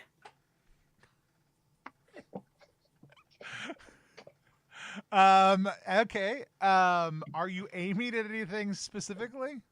Wherever the dust was in the air. So I'm the like dust trying is kind of covering the entire thing, and it's feet wide, and it is like the solar system and beyond.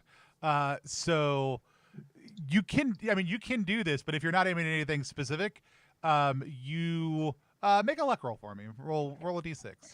Cool. 4. You like see in the night sky, like you disrupt some of the dust, and you see a similar trail of clarity, like streak across the sky, also too. This is way too much responsibility. I didn't go to Dad's house after Mom died because I didn't want to fuck with this stuff. I thought until this moment that the idea of having power was pretty great, and now I am suddenly doubting a whole lot of trajectories in my own life. As this thing is cranking around, all of a sudden you realize that I don't remember your friend's name. It was good though. I do remember that. Difference indication. No. This is Jeff's childhood friend who wrote him a letter. Doozer. Doozer, like all of a sudden, like the way that things click, you realize like that each of these, the planets and the astrological symbols and bodies within this Ori are like they click into a certain position that you realize like the letter he sent you,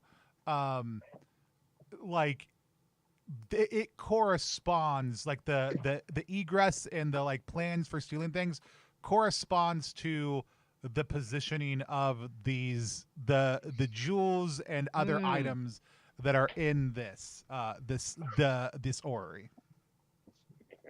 So are we thinking so does that mean that I guess my question out of character, or my question as I'm thinking about this is, does that mean that Doozer wrote this trying to tell me that this was happening, or that Doozer arranged this and was trying to tell me that he had arranged this?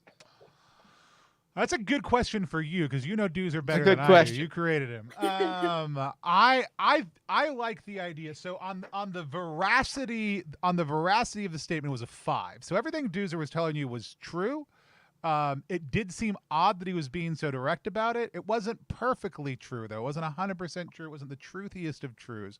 So I do love the idea that he has set up something here for you. Like this is his way of saying, like, I'm going to tell you about a score so evidently and obvious that people would think the score is stealing these jewels, right? Getting in here, taking these things. That's obviously the distraction, right? Like that's not the real power. The real power is something else you could do with this information if you really wanted to. So as somebody who's all of a sudden presented with relatively unlimited power, you realize all of a sudden like that may have been something that Doozer was trying to hint at. Huh. Either way, if Doozer wanted me to have this power, it makes a lot of sense that I have this power. I'm not, Doozer knows me better than anybody, and if he thinks I could manage this power, I'm starting to. Sometimes you have a friend who you think would make a good god, I don't recommend the being a god thing. Like, I like you. I like you, Razor. I like you too. That's why I gotta say, here, let's ask Dad. And like she stops for a second and like puts her head down, and then it whips back and her eyes light up. And I am going to invoke an ability for the first time. I'm going to invoke divination ask deity. Jess. Yeah. How well do we know you? Have I Yeah, ever seen you do this before? I was going to ask the same question because we've obviously been business associates for a while. Have we seen you do this before? Nope. Great. I think I have said enough things. You know that I am part angel.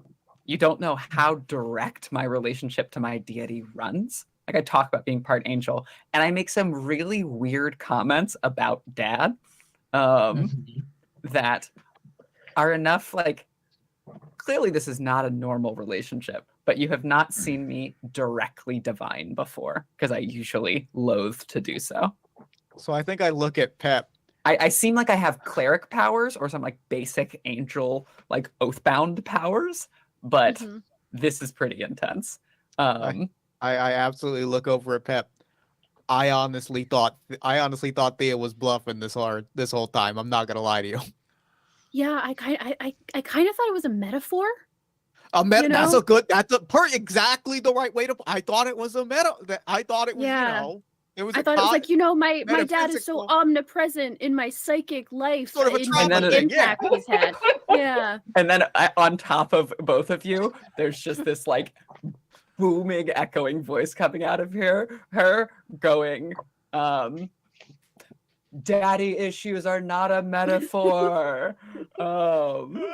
And then finally, like, the light flashes, and she says, okay, Dad, is being a god, like, worth all the trouble that comes with it?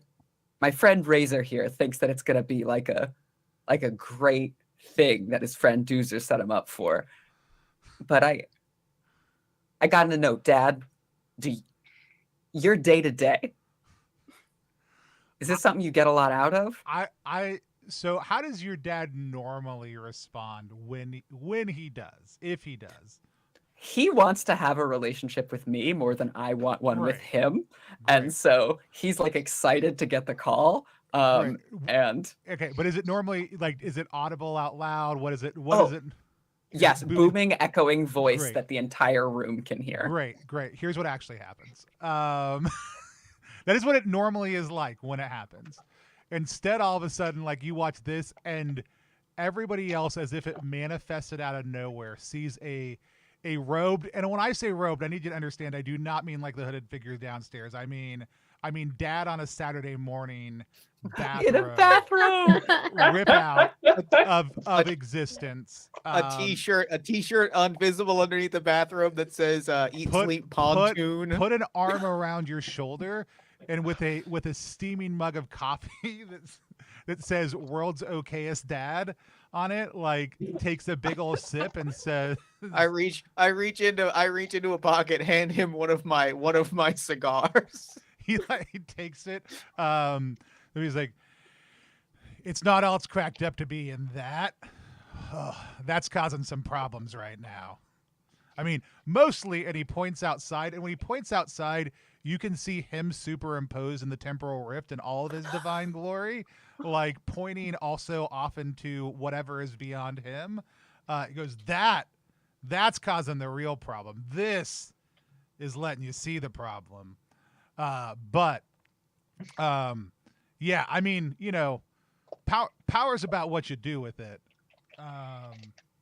Crown, how are you feeling as a literal god manifest, but also in the most normal ass mundane human way possible? Crown is like annoyed. She's like, okay, is there something we can do to like fix it from up here? I have plants at home. I haven't watered them in a couple days. Oh, and he reaches out as casually as possible and moves one of the things on the orrery and goes, "That'll buy you another week." Wait, with the plants or with the time thing? With the plants. I mean, the time thing, we can't do a lot about. Like, I mean, that's, like who can do something about the time thing then, Dad? Well, do we need Razor to become a god for that? Or I mean, didn't they tell you downstairs? I mean, Razor becomes a god. Razor might be able to do something about it. They told us fuck all downstairs. Oh yeah, like they need to know the position of Capra, right? Like, Oh. right, and it's right, and then like he goes like bing bing bing, and like the literal stars like connect around the constellation. Like I that slipped normal that fine dad points. parchment out of my paper. Like the parchment from the cupboard, just like slowly take that out and like very unconfidently trying to draw. Probably like slides the paper to Crowd actually. It's like, Yeah. I feel like you can can you write down where it is? Crowd just goes ahead and takes the notes. What's your level in mystical? 2. 2. Yeah, that's fine. Yeah, you got it. Yeah, mystical is my highest. Yeah. We're not gonna roll for that. That's high enough that I'm just and with everything else going on in the actual lighting up by a guy, you're good. Look, I mean, like I said, I can't fix this. If you get that downstairs though, they should be able to take care of it. Should be able to get things grounded. We should be good to go. Good. Okay. Well, Razor, are you still considering the whole God thing? Is that still on the table? I mean, like, I'm not your dad, so I won't stop you. But if we've like made the decision, I will get him to, get on out of. I don't really want this to go any longer than it has to go, I have made the decision to think about it. I know that this is here, and I know what this can do, and I'm going to think about it. Can always come back. I think it's a great idea. I think Doozer had the right idea, and I think that you should wield this power. I think you might be the only person who I trust to. See, and that's that's friendship, that's trust, and that's respect, and I appreciate it. Let's go downstairs and sort out the weird thing, because I am tired of being tired, and then I will make a decision about becoming a god. Great. Sounds like the plan. Always best to it's good to take a nap before like a big decision. You want to make it on a good night's sleep. You want to make it. You want to feel rested. I'm gonna drink some water. I'm gonna take a walk. I'm gonna breathe, and then I'm gonna decide if I choose to ascend to godhood. Have some more. And maybe you'll have a dream that's a divine intervention and turns out you've been a god the whole time. And then you don't have double dip. That is not a suggestion. Do not give prophecy to random strangers. That is not a suggestion. As someone who's been there, I just a little like when I sprung forth as a divine out of the primordial essence, I didn't have a choice. I'm glad you get a choice. See? Yeah, giving everybody else choices. Fine, Dad. Okay. And she like shuts her eyes really hard, trying to like cut the light out. Let me just say, I thought it was a metaphor. It seems like let me just say to you, like a metaphor. Thank you, respect. I respect you and respect. I really thought it was a metaphor. And you're trying to cut the light down. You feel a hand press on your shoulder, and then you go, "Hey, these seem like pretty good friends. I'm proud of you." And then all of a sudden he disappears from existence, except for you see big Sky Dad like then gives a classic wink before Yes. vibing out also too. Great. Yeah, so you guys got the location. So it seems like we've all learned a very valuable lesson, which is the location of Capra. Right. Do you all want to go get 562 coins? Yeah, that sounds great. Cool. I suggest we go down those. What about the dirt? Oh, the dirt. Do you think it's in the... I bet we can touch like anything in the universe. So if there's sky dirt, just scrape some off of a planet somewhere, and we could call that sky dirt. They don't know. They don't know. That's a great point. We've gotten here by lying. We could just continue to do so. Thank you for finally saying that. That actually makes me feel like I'm glad we're all on the same page here. It really is a relief to hear someone else just say we've been lying. We've been lying. That feels really good. That's not a moral judgment. I'm not endorsing the fact that we've been lying. I'm recognizing that that we have used it as a tool in our toolkit. Exactly. It happens to be something that we've done, and nobody can say whether that's good or bad. It's just true. It's a neutral act. You assign to it the values, you assign to it the values that you do. Maybe I will be a god of neutrality when I ascend. Thank you. This feels great.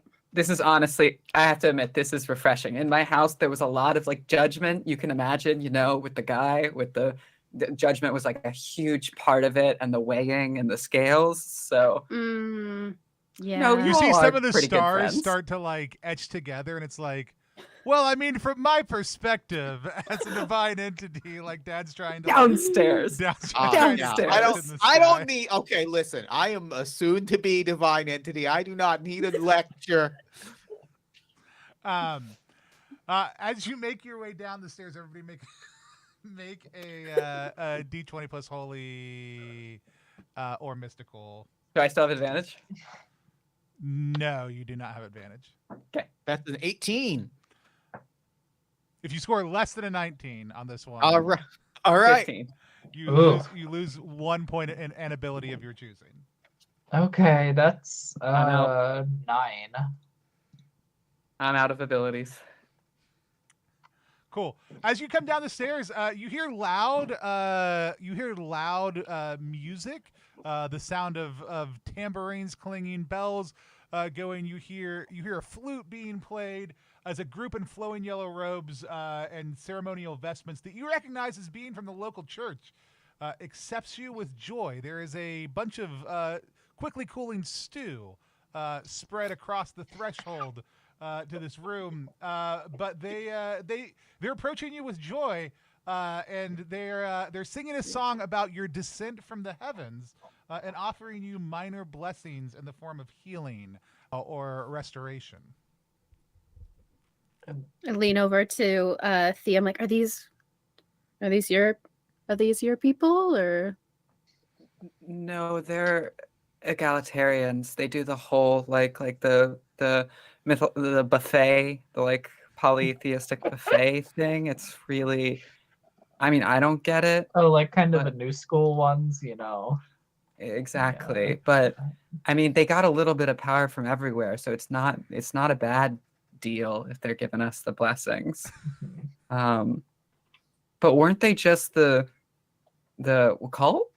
Wasn't that just they were gonna that was them last time, and he's relieved. Crown, as you look around, you actually recognize one of these folks as the person who hired you, but the last job, but 10 years younger. Oh, on this job or the last one? No, the last job that went wrong. My previous job. Yeah. Oh, got you. 10 years younger than when they hired you, also, not just 10 years younger than now. Oh, interesting. God, does this person have a name? Yeah, whatever you make it up. The trick as a GM is when you're sense that a player is about to ask you a character's name, you just tell them whatever you decide it is, and then it's their problem. Okay, I think this person's name is Flint Striker. Love it. Love it.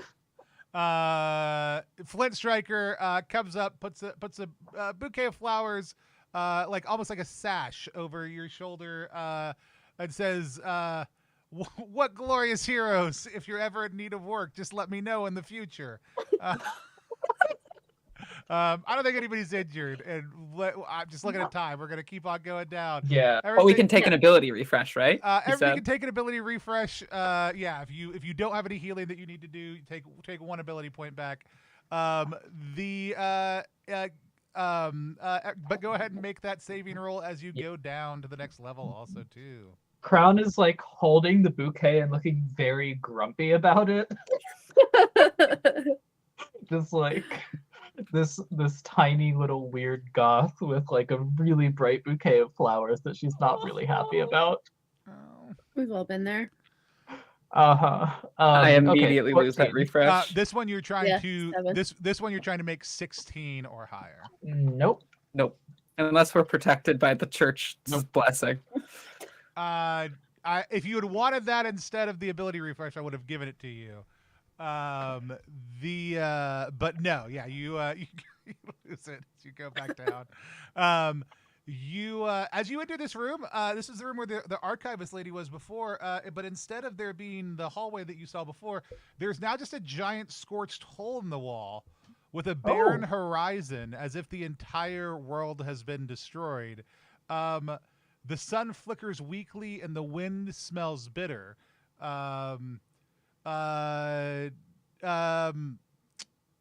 Razor, you notice a rusting form in the corner also too. I gotta go have a conversation. I'll be right back. I pop down. I take out the last of my, as I'm still puffing on my little lacquer soaked rolled up cigar. I take out my last other one and I hand it over. So, how did it go? Well, the first time or the second time? Yeah, but give me both. I assume we got time. It doesn't seem like things are getting better. Pretty mid overall. All right. Yeah, Mid's better than bad. Mid's better than bad. I mean, the first time we learned a lot. The second time was glorious until the end. Here's the deal. At the end of the day, it was all worth it. Okay. All right. We like to hear this. Anything I can do for you? I guess I should. This is an important clarification for me. Is this Doozer or is this me? This is you. That's what I thought.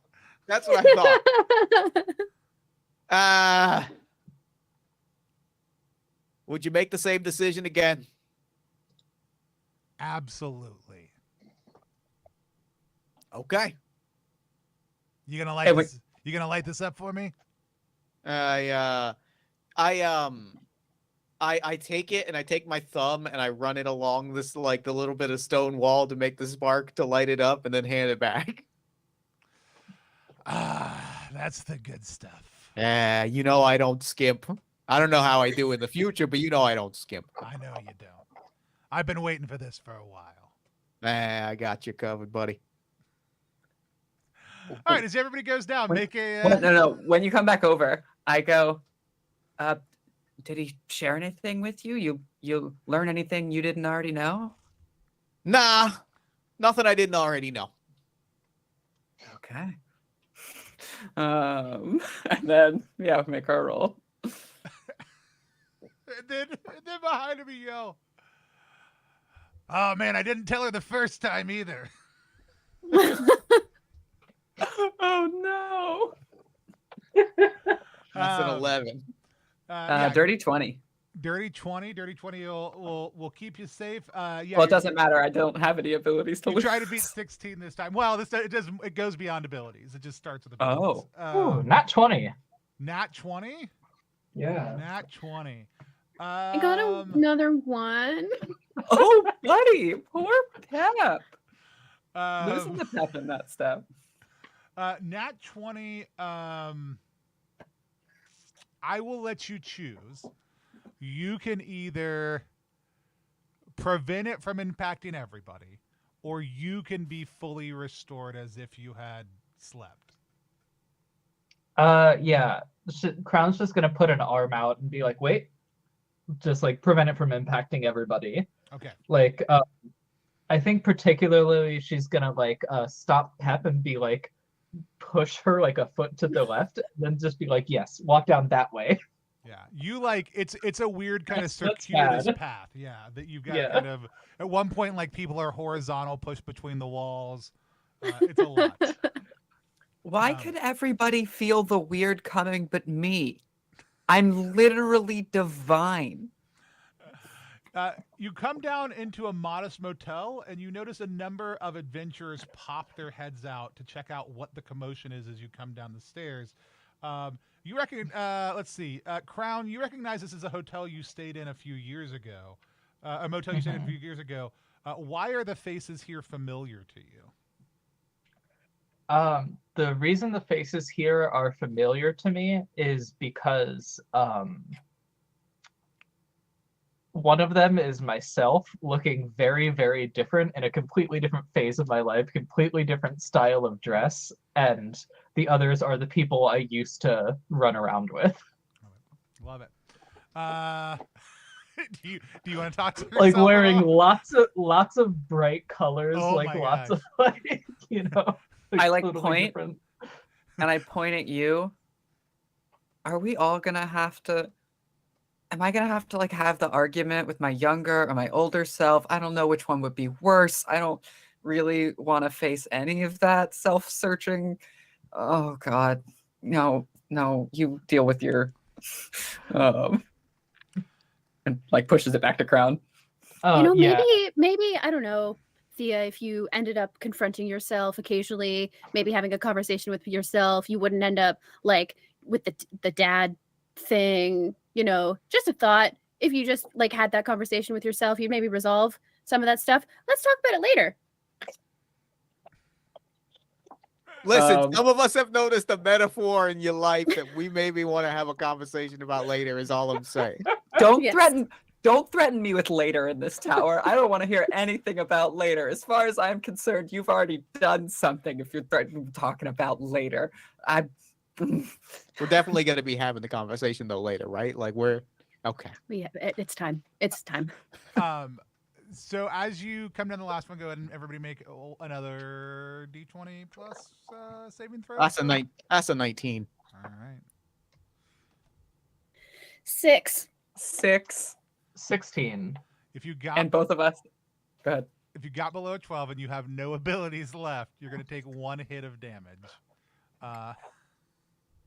which is the down we go penalty for basically exposure for a day of not eating, traveling around, other stuff like that. Also, So like, I stumble on the stairs this time, and now suddenly you can see like my lips are chapped, and like my arm is suddenly like shaky. I'm like, oh God, I told you we should have stopped at that inn before it was full of you. Oh, did anyone bring the stew? No, did we use it all? Everybody out of Protecting stew? ourselves from the weird. Now that y'all are also on the last floor, the stew Cult. 100%, drinking it between levels 100% offsets the effects Oh, of that. actually something Crown hands over, like she reaches into like a deep pocket in her cloak and she pulls out a flask and hands it over and she's like, here, drink this. This is basically a healing potion. It's very invigorating. Drink this. It is essentially an energy drink. I love it. I love It's a like pocket you of get a energy drink. big rush from it. It's way too sweet. It's weirdly sour. It like I kind of down hurts it. the teeth. Is it mechanical at all, or am I just wired? No, it is literally a healing potion. Like, No, yeah, you that- guys are each allowed that's to my grab a item from potion. the thing. Yeah, You heal. 100%. Yeah. Cool. So I'm down like, with that. Yeah. well, There's also a Ye- potion called False Dawn that's like most of the potions or spells in Down We Go are rolled randomly, like they're focus and reaction. But there are a couple, and one of them is called False Dawn, and it's basically just an energy drink that gives you ability scores back. Oh, that's neat. You are on the second floor. This was the floor that had the army in it in the past, the military outpost. What it actually is you notice that it's the astronomers from downstairs. They're all a little younger, and they come up to you and you say, "Oh, are you here to install the Orion telescope upstairs? Like we're so excited. The local church donated it, and we're really like this is going to take our research to the next level. Like we cannot wait to see what comes from this. Did y'all bring it with you? We actually just finished installing it. Oh, you did? Yeah, no Already? one was here when we got here, so. Oh my gosh! I have an item in my gear that I pull out at this moment that I wrote down strictly as a joke, but I saw it and I was like, I know that this is a thing. Actually, it's funny that you mentioned that because there is a little bit. We do have the material. We did complete construction on it, but I do want to make sure that our terms and conditions are locked in. So I reach into a pocket and pull out the very legitimate construction contracts that I have on my person. So get them to fill it out. 100%. Yeah, and and sign here, right? And then they Sign start. it to Doozer. My name is Doozer, so I Doozer may take on any liabilities related to the existence of the order. And I Doozer take on any liability. And then he's like, hey, some of the math here at the bottom, I don't. It doesn't look quite right. That. Huh. And I Can I everybody else grab my the golden compass that I use? I grabbed out of the cupboard downstairs and just literally the compass is the thing with the and I think with a great air of officiality measure the formula with the compass and I go, no, that's in order. Yeah. Go ahead, make a sneaky roll for me. Nat 20, so 23. You get an ability score back, and they're like, oh, you know what? Can't argue with a compass like that. I have one. I have one just like it. I just got it the other day. I put it in storage because I don't want anything bad to happen to it. But that's good. You should keep it safe there for at least 3 months, a year. Just keep it there. Just keep it there. Don't take it out of the cupboard, and that'll keep it safe. Awesome. As you Jeff, roll 3d6 for me. Alrighty. 3, 1, 3, 1, and 2. You get 105 coin for the difference in the original proposed construction plus the changes that had to be made from the upgrades as outlined in the contract. So that's we're splitting that, right? We're the ones who we got you up and down the floors. Yes, we will split them equally. I appreciate the contributions you all have made, and we will make sure that this is distributed equally, plus an added smaller share for this guy. I was gonna ask, have you shared a name for your new friend at all? I haven't, but I think that his name is just Little Guy. Little guy. Little guy. Listen, we can all go over the contract together later, but I'm on the table of saying that entire sum should go to Little Guy just for the morale boost that he's provided in the past several minutes. Honestly, if we give that here, just come, everybody come. Hey, Little Guy, why don't you do some tricks over here for a second? If we give Little Guy that difference and we split the rest, that feels like that's guaranteed. Feels fair to me. That feels fair to me. Yeah. Fine. So, all right, Little Guy, back on the stand in the way of Little Guy. So as y'all head down to the bottom floor, go ahead and make one final save for me. Oh, that's a 19. 11. 12. You only had to make it to 10, so you're all good. Good on this one. I feel like I'm finally getting the hang of this, right? And stops and walks to the side and it's see, I can do this too. As you come down, the astronomers all kind of clamor. Did you get it? Did you get it? Were you able to find out where Capra is? Did you find it? Yeah, and Crown holds out the parchment with the location of Capra. Excellent. All right, so give us just 1 second, and you see them walk over to their giant star chart. There's not much arguing. They all kind of get in position. They're all doing different mathematical formula. You hear one shout out a number, the other one says check. Somebody affirms it. They go to the next phase of these large group math and astronomy happening here, which is different from astronomy. It's astronomy. So you see all this Astronomics. happening.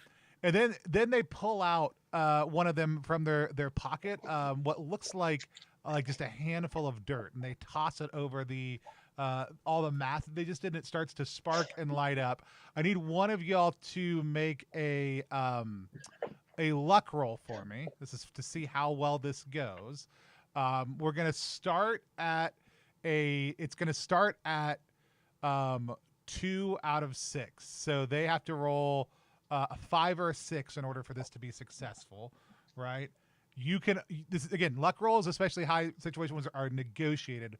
Why should this roll be easier or harder is part of the process. So y'all got the location of Capra with some divine aid, like clearly lit up. I feel like that's going to take it down to just 50-50 to start. Is there anything else working in y'all's favor to see how this works out? My I'm only trying argument to is think against. of like that's fair. I'm trying to decide like can we say that there's something we learned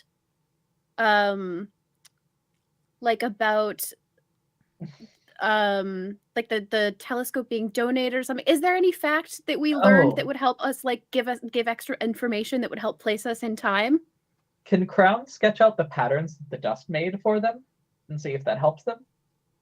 I love that. I think That's a great idea. crowd sketching, yes. I think more so you just get the fact that the church may have donated the orrery to create a rent in time. Like you get a sense of nefarious deed, but not necessarily anything that would help you place yourselves in time. But I do like sketching out some of the orrery stuff as another thing. So we're now at 50-50, so now we're 4 out of 6. So as long as it's not a 1 or 2, we're good. Anything else? I've got one. Along? Okay. I think there might have been this kind of sketchy businessman named Doozer. He looks kind of like my friend there, but he's not my friend over there. Who might have like given you construction and done it according to some certain math, but that math might not have totally added up. I wouldn't trust. Unlike my friend, I wouldn't trust Dooz's math. He's a sweet kid, but math was not his strong suit. I would double check that math. So just any math relating to like how the orrery is built and constructed and its like shape, just go over those. Like don't take anything for granted. Don't make any assumptions. A giant eraser and like they go like off a huge section of the entire, like all of a sudden the formula is like half as complex as it was before, right? And so awesome. So as long as we don't roll a 1 on this luck roll, we're fine. Who's making the roll? May I? I nominate Seda. Yeah. It's a D6, right? Yep. 4. 4. Awesome. So with a 4, you watch all of a sudden like the math itself pop up into the air, superimpose itself on like the mildly domed ceiling. All of a sudden, it's almost as if the entire tower above you becomes translucent for a second as you kind of watch that fissure close up on itself, and you see the sun start to peek up over the edge of the horizon. And everybody celebrates with warm mugs of stew. It's absolutely phenomenal. And this has been the ZVM adventure in time. Before we go to our thing, let's do our post-credit scene.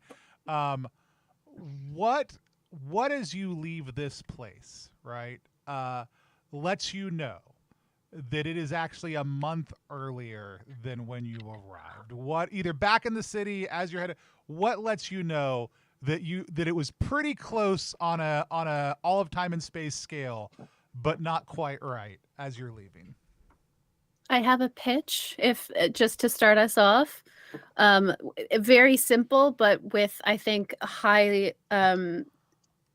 chance of shenanigans in this theoretical future, which is we arrived to town a month ago, and so we see ourselves walking in. And the idea being, what if we team up?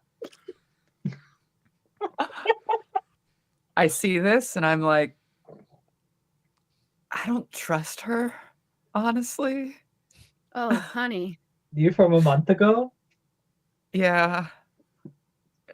She's my enemy and I'm at war with her. Aren't I we think this all? will be. I think this will be good for you. You know, I think this is actually. I was thinking capers, but like maybe we actually just all need to like get a cabin together and like do some cool magazine quizzes to like get to know each other. Sounds like one of my dad's services, but fine. Your dad does magazine quiz services? Can I join that church? That rules. It's nowhere the near amount as of fun as it divine sounds. energy that creates doing magazine quizzes is an incredibly strong and potent form of devotion. I walk up to myself from a month ago who is who has much less, like much nastier smell. Like they are like black. The smoke is black, and they just are like nasty looking like fake cigars. I woke up, spring a little money on the cheap stuff. You're gonna be able to afford it later, kid. Enjoy yourself. Any final notes for Crown or anyone else? I think I'm good. Oh, good, Crown. Yeah. No, I'm good. Awesome. Well, then let's do our reaction roll as it fades to black. Reaction roll is a live stream. Instead of a live stream, it's our chance to sit down with the creator, in this case, creators of a game or adventure that we just played and talk about what it was like to play that game. Today, we've got the team from ZVM, or some of the team from ZVM with us. The Adventure Writing team from the Zine map versus mini adventure. This is the third in the installation. David's been in the chat with us the whole time. David, thanks for being here with us. Thanks for watching, along with everybody else out there who's joined us. Super excited to have you. Super excited to do a full Philly press on the stream tonight also too. We even imported some people to Philly to keep the full Philly press, but incredibly excited to sit down and play. Always fun to run Down We Go also too. But why don't y'all tell us again a little bit more, Jess, whether it's you or one of the other team members, about what ZVM is for anybody who's joining us a little bit later in the stream. I am happy to do the full summary or open with that. Also, Seda, if you want to talk about your map or your process, I want to leave that open to you. Do you want me to start with like a summary, or do you have somewhere you want to hop in? No, I mean, just thanks, Tony. That ruled. It was really exciting. It was really cool to like see the bones, see somebody build some meat around the bones that I threw down. That was even more satisfying than I thought it would be. Awesome. Yeah, and it's usually like, it's the interesting thing. It's usually like the designers run things, and then we ask them questions. If y'all have questions about what it was like to run it, I'm happy to answer those also too. If y'all have questions for each other, toss them out. I would love to hear the full pitch and the full everything, but I do have a question about how it was run after that. Yeah, awesome. We'll dive into all that. Jess, why don't you go ahead and take us away with that full pitch? Yes. Okay. So Xenomaps versus Mini Adventure. ZVM is an anthology of 35 maps by the talented David Glass, who is in the chat, a cartographer who made 35 beautiful fantasy maps. And then the three of us, Rhiannon, Seda, and I, made mini adventures to go with each of those maps. So what we just played for the last 3 hours was a mini adventure written by Seda. It's just one page, something like 300, 350 words. Tony, how much prep did you have to do to run that mini adventure? None. I mean, I read through them to see which one I wanted to run, and then picked in time because it seemed super dope. They all did, but like the concept of a tower that changes as you go up and down in time has a lot of fun stuff in it. I really loved it, wanted to run it immediately, and so I liked that one and a couple of the other ones a whole lot. But I literally then wrote down the 4 questions that I asked each of you, because that's a Down We Go thing. And that took me maybe 2 minutes. And if I hadn't done that, I would have just sat down and run it. Exactly. So if you are a GM, DM, if you're a forever GM or DM, or you want to play a GM-less game where you don't have to write the adventure so you don't know exactly what's going to happen next, ZVM is a great fit for you. That's 35 entire sessions. That's basically, by the time you get done with ttrpg scheduling, that's the rest of your life worth of sessions that you don't have to write. And so there's 2 zines. One's just the maps, and the other one is the maps and the mini adventures. You can get physical copies. You can get digital copies. And the one thing you didn't see this time was the like nice pictures. Each of these tower floors like have a drawn map. I did actually pop the preview document up next to us. I'll do it again real quick so people can see some of those maps. These are not in their final form, but just to give, this is the one that we ran, the 6 different floors. You know, I don't think the pink handwritten 1s and 2s are staying. I think those are going to probably get replaced, but who knows? That's a fun hand-drawn reality. Yes. That's how you know it was one of my maps, because I believe both Jess and Ree very like dutifully and photoshopped theirs on, or like typed them. And I just sort of brought my own energy to that. Yes. I think the energy came through in the chaotic session that we just have, which I love for us. But anyway, yes, so you get those 35 adventures. As we said, they're system neutral. We use Down We Go tonight. You can use whatever you want, though I heavily recommend Down We Go. This was delightful. Yeah, we are running this, David is running this crowdfunder until February 17th. So you can pick up these zines until then. Go check it out. There is a link in the description somewhere. I'm sure we can probably drop it in chat too if needed. Feel free to ask. And yeah, we have adventures that hit so many tones. Like this was a like really fun romp through time. But then we also have like rewrote a bunch of like horror maps. We have like social investigation. I've written a few like prototypical dungeon crawls to beat up the skeletons. There's everything in between. I wrote something that the concept was Double Dare 3000 Wizard Edition. So whatever you're looking for, there's probably one of these 35 maps that will have it. That's CVM. Awesome. No, and it was, and that was the thing. I was torn between like, because one of my favorite things, and one of the energy is all brought, like, I love playing OSR style games with people who understand narrative and story game, because you just see all this really great stuff pop out because it's people who know how to work narrative into a system, and OSR is so open-ended typically. And then Down We Go is specifically designed to do a lot of pulling out of that stuff, but it was so fun to have y'all be like, pause, here's a conversation I want to have, like, you know, cut to, move around, be able to do engage in the more cinematic. The other ones I was looking at was like, we can also just beat up skeletons in a dungeon, which is also fun too. And you'll end up with really cool stories at the same time. But the tone difference in some of them and the vibes, this one was probably one of the most open, and I was just like, I don't know where we're going to end up with this. It could go a lot of different ways, and I'm very excited to find out together as it goes. I love, and one of my design joys, especially with the Together We Go system, because Marcus Linderum designed Down We Go, but I helped build the system for it, was returning like surprise and delight to the GM role. Like, I want all players to be able to come to the table and be delighted and surprised about the story that unfolds. And so player facing questions, letting big things happen and build up by suggestion, those things are all things that if you stop trying to be as in control and let a module or just your table start to have a lot more say in what's happening, then you as the GM get to be like, oh my gosh, that's so great. I don't have to be the smartest person. I can just ask somebody else, right? Like, or we can discuss it and find the best idea and pursue that. It's some of the stuff I love. And these adventures do that tremendously, along with the absolutely gorgeous, gorgeous maps. Jeff mentioned having a question already. So let's switch over to Jeff, and then we can all just ask each other questions and talk about how great we all are for a little bit. Yeah, I wanted to know, like, what went into the GM process for this? Like, when we were climbing floors and hopping between times, like, what was going on from your end that was like telling you where we ended up? Was that just pulling off the list? Was that just riffing? What was going on there? Yeah, so what the one-page adventure provides is literally like, sometimes I was like reading flavor text, like a hilltop tower outside of town. Its dark shape against the stars like tar spilled across the horizon, right? Like that was text that I just pulled off the sheet. And then it's basically what happens when you enter, which is like, there's a bunch of astronomers poring over spell books.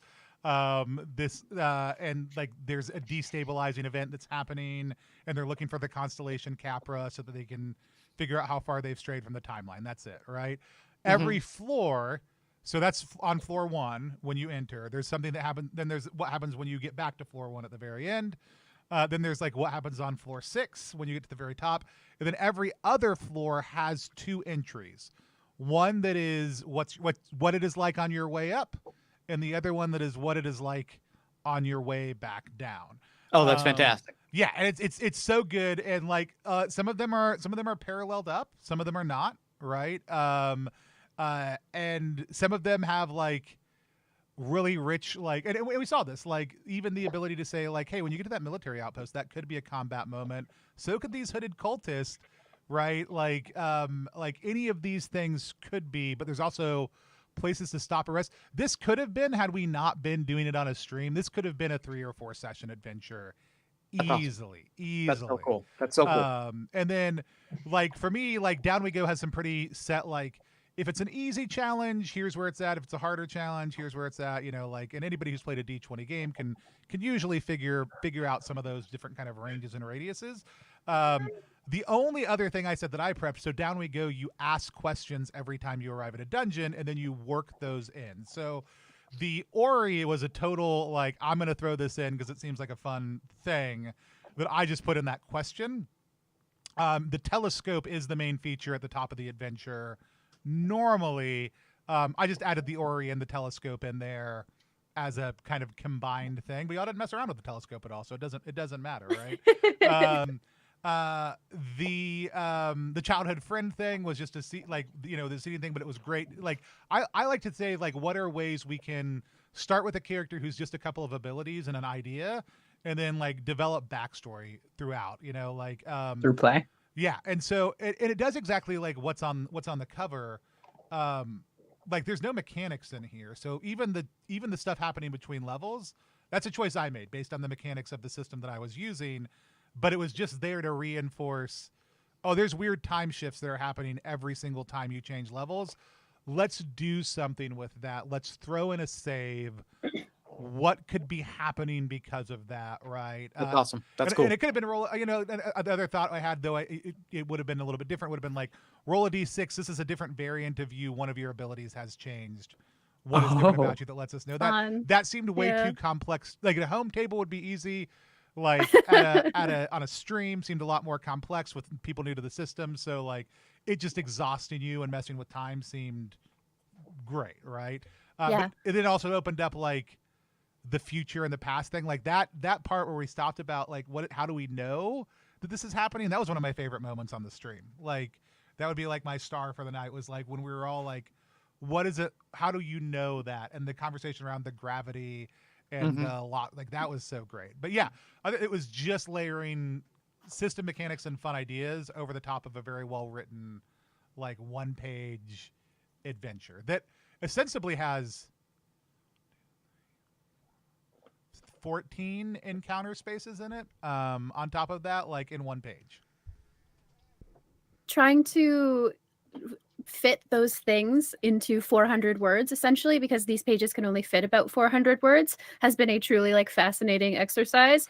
And it's one that I've adored because it promotes such precision in language, because the synonym that you choose can define an entire paragraph. The difference between saying that you walk into a bright room versus a blinding room, or that kind of thing. Like, my entire, like, I feel I've approached this always as like, I'm building a box to put in front of this table, and then the system, they're going to put in furniture with it, and then everybody who's playing brings their dolls, right? Like it's this like multi-weird, anonymously collaborative, like 3 different forces at least coming in to like build this thing.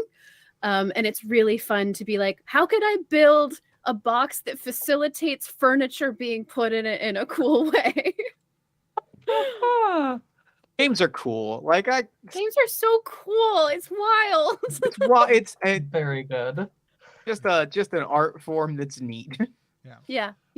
And that consideration, like people talk about like authorial intent in RPGs a whole lot, and I'm like, you bought my game, you're gonna do whatever you want with it. Like forget about what I want. But there still is the consideration, like the words you put on paper matter. And I do think like the less of them, the more powerful each word and idea becomes in the middle of that. Like, it's something we learned a lot about over the course of the last couple of years as we were developing a minimalist system, was like when you say the archivist, there's no reference to the archivist in any other part of this, right? You're introducing a character not by a name, like Shelley the archivist, right? But like the archivist, kind and gray, goes over her notes in her study.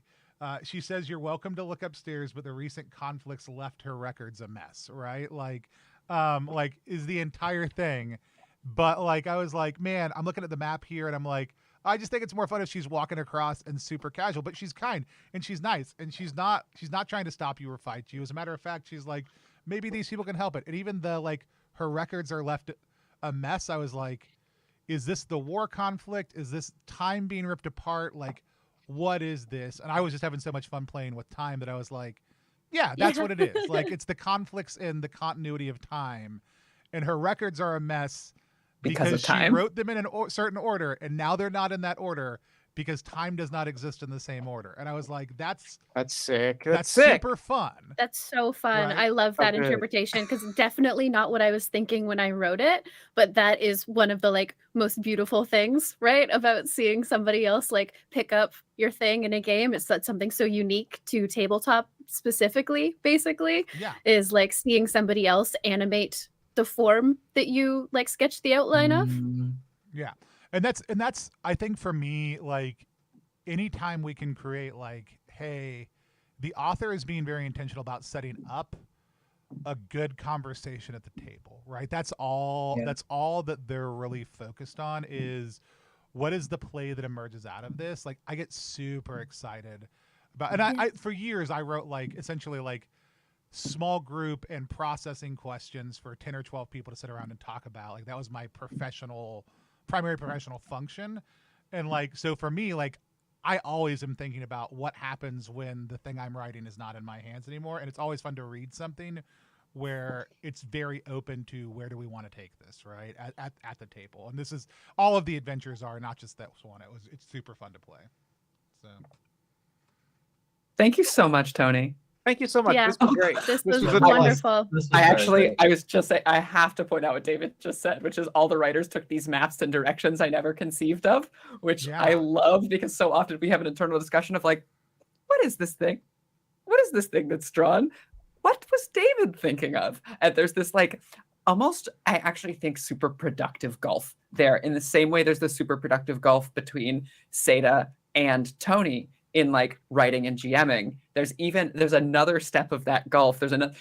You were talking about making the dollhouse. You were given the bones of the dollhouse. You were given like a wooden structure, and then you put the walls up. And so we have all of these layers of interpretation that are creating a four-step conversation that I love. And I think it's generated something really unique that we did it that way. Yeah. So cool. It's really, really cool.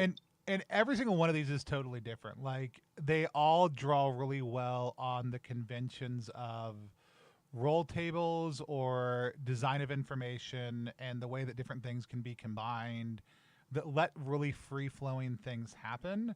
And again, like, like I said, one of our big, like, I really am a big fan of you got your narrative and my OSR crunchy mechanics, and creating spaces where store game and narrative game folks and OSR folks can fruitfully overlap. And this project's such a great articulation of all the things that we all love in common, and finding good space around that. So like I said, I'm super excited to see where it goes. But yeah, the maps are absolutely gorgeous. Also, too, y'all have done really great things with them. Thank you so much, Tony. I want to hear from each of y'all real quick before we sign off for the night, because it's been about 3 hours. Of the maps that are done so far that someone else has written, what's your favorite little bit that you've seen, or favorite thing that you've seen pulled out from something that somebody else has done? Wow, good question. I gotta let me scroll through the things that we have real quick. So I feel like I'm cheating a little bit by saying this, because there are maps we collaborated on that were all three of us, but there was a specific set of 2 maps that me and Seda we didn't like make each map together, but we made 2 maps that are connected. So both of the maps are connected and they share one adventure. And I wrote one and Seda wrote the other. And I love the other one that Seda wrote. It's a like magical water filtration plant, and that has like things are wrong at the plant and everybody is getting sick. And it is such a fun, like, what if you took the logistics of a like medieval world, but now they're using like magic and creatures and stuff in order to facilitate infrastructure? And how does that generate then a social conflict and an adventuring mystery? I just think it's so fun and brilliantly done. It's a genre mash in a way that I find absolutely delightful. My absolute that's my shit. That's my everything. We'll have to play the town unwell on Party of One at some point. Yeah, I guess. I guess. Twist my arm, why don't you? Exactly. Seda or Ree? Yeah, I think we recently like did the thing where we just sat down together and like just blew through all the maps that we have so far, and so you sort of get the writer's room like, that's really good, that's really funny, I'm not gonna laugh, that's really funny. But just like having those moments, I feel like I had those with both of you for sure. There's a moment I'm thinking of with Ree has a map that a mystery unfolds, and the way that she uses randomness to like play with the genre of like red herrings and that kind of thing. Like there is an answer that may seem obvious, but it is not necessarily true. And what that means and the space that it provides for GMs and players to massage, like, okay, why isn't the obvious thing true? Like, we know that it isn't. We can see that. So why isn't it? And how do we get there? I remember being like really compelled by that specifically. There are like, there's at least like 1 or 2 moments of me going, that's really good. This is really, oh, this is clever. Oh, I see what you were going for there. And I think every single map, but that's one that really like stuck out to me just when we were going through the whole book recently. Because if I remember, it's not that any one of the mystery answers is correct, right? It's like there's 6 answers, 5 of them are red herrings, and one is at random the correct answer. Ooh. So yeah, it's like basically there's 4 people who could have done it, and I have possible motivations written out for each, and 3 of them are red herrings, and whichever one the GM likes the best or a random one ends up being the person who actually did it. That's so good. Yeah. Yeah, And Ree. the table work in this is like every single time I read one and go back through it, I'm like, that's such a good table. Like, I love tables so much. I love tables so much. I would literally go Seda use has- Seda's tables as reference and inspiration. Seda because they're has so good. truly opened my eyes on the power of tables on this project. I think we think about it as a convention that's like for a very specific type of game, but it does so much to be like, it could be any of these, like, or yeah, whatever's going to happen is going to happen when it gets there. And then living with the dice result is sometimes, but also if you just really like one of them, then you just go, it's that one. Yeah. Yeah.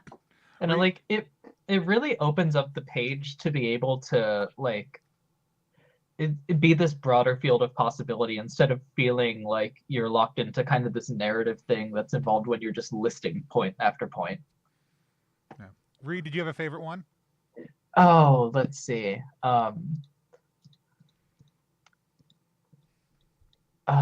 Which of these was I thinking of? I gotta go through this. I know one of my favorite moments in the creative process definitely was towards the end of the writing process. Me and Jess both had like one map each that we were really uninspired by, and we ended up switching them and both kind of immediately getting an idea that led to this whole big thing in each map. And it's just like that the collaborative process of these and being able to like hand off, oh, this is something that really speaks to me. This is something that, you know, that it was really, really fun to do. And it was nice to see what came out of that. Yeah. I am saying that as I search through these. I think honestly the Town Unwell Part 2, kind of the twist at the end was also my favorite thing in the kind of review process, where I read through a map and was like, oh, this is great. As soon as I get to Which is the one that I was talking. talking about with the Yeah. water filtration plant. So I'm excited for Yeah. anyone who buys the zine to get that adventure. I love it. So good. I'm super excited. Jeff, I don't know if you have any final thoughts or comments. You're muted, though. I am muted. That would yes. Well, I had nothing. I just think this was dope. Playing this game was so much fun. Thank you all for designing this and writing it, and thank you for putting this together. And I am thrilled to check out more of it. Awesome. It's You can great playing with you. Yeah, everybody can go find out more about this at ttrpg.link/ZVM.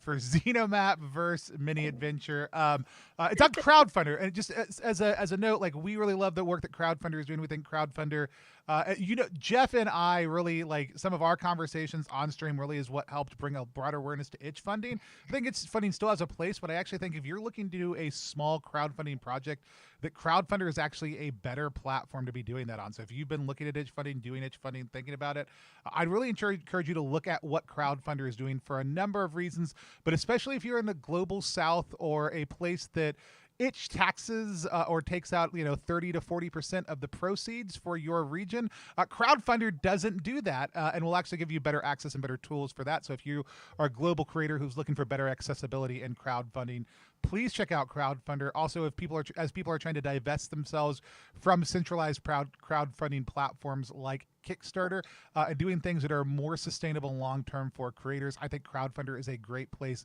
to be putting your money to support those creators, in addition to still getting their projects, and in addition to potentially, for some projects, not necessarily all projects, just knowing what shipping is going to cost right away while not having it included in the base amount, so that it doesn't look like your project has been really successful and actually a third of its shipping. We have lots of complicated and complex feelings about this, but I would encourage, if you've never checked out Crowdfunder, for this project to be one that you go check out first.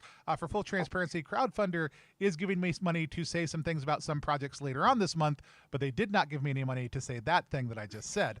And so with all that said, we've got a couple great things coming up. I'm going to be on the Rolled Weekly, running Down We Go again on Sunday, and talking a little bit more about the process that went into creating that.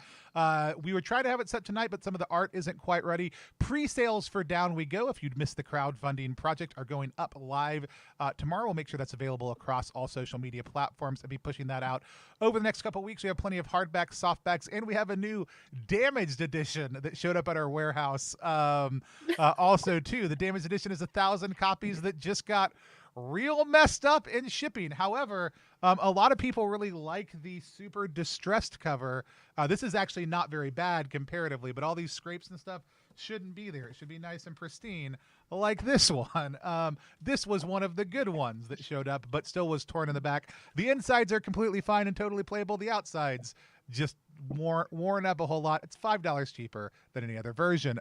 So go check those out tomorrow or later on after you get a chance to go check out this wonderful project, along with all the other things we do and all the other great indie games we have over at +1exp.com. If you showed up late or want to catch any of our past videos, you can do that over on YouTube at youtube.com/+1exp. And you can find us at +1exp across every social media platform, except for like this one. Unfortunately, we're trying to +1 here. With that said, we've never figured out a good way to end these streams, and at this point, we're not even interested in trying. We're all just gonna wave at the camera and say goodbye. Bye, everybody. Bye, everybody. I always use the wrong hand and I have to switch so I can move the mouse.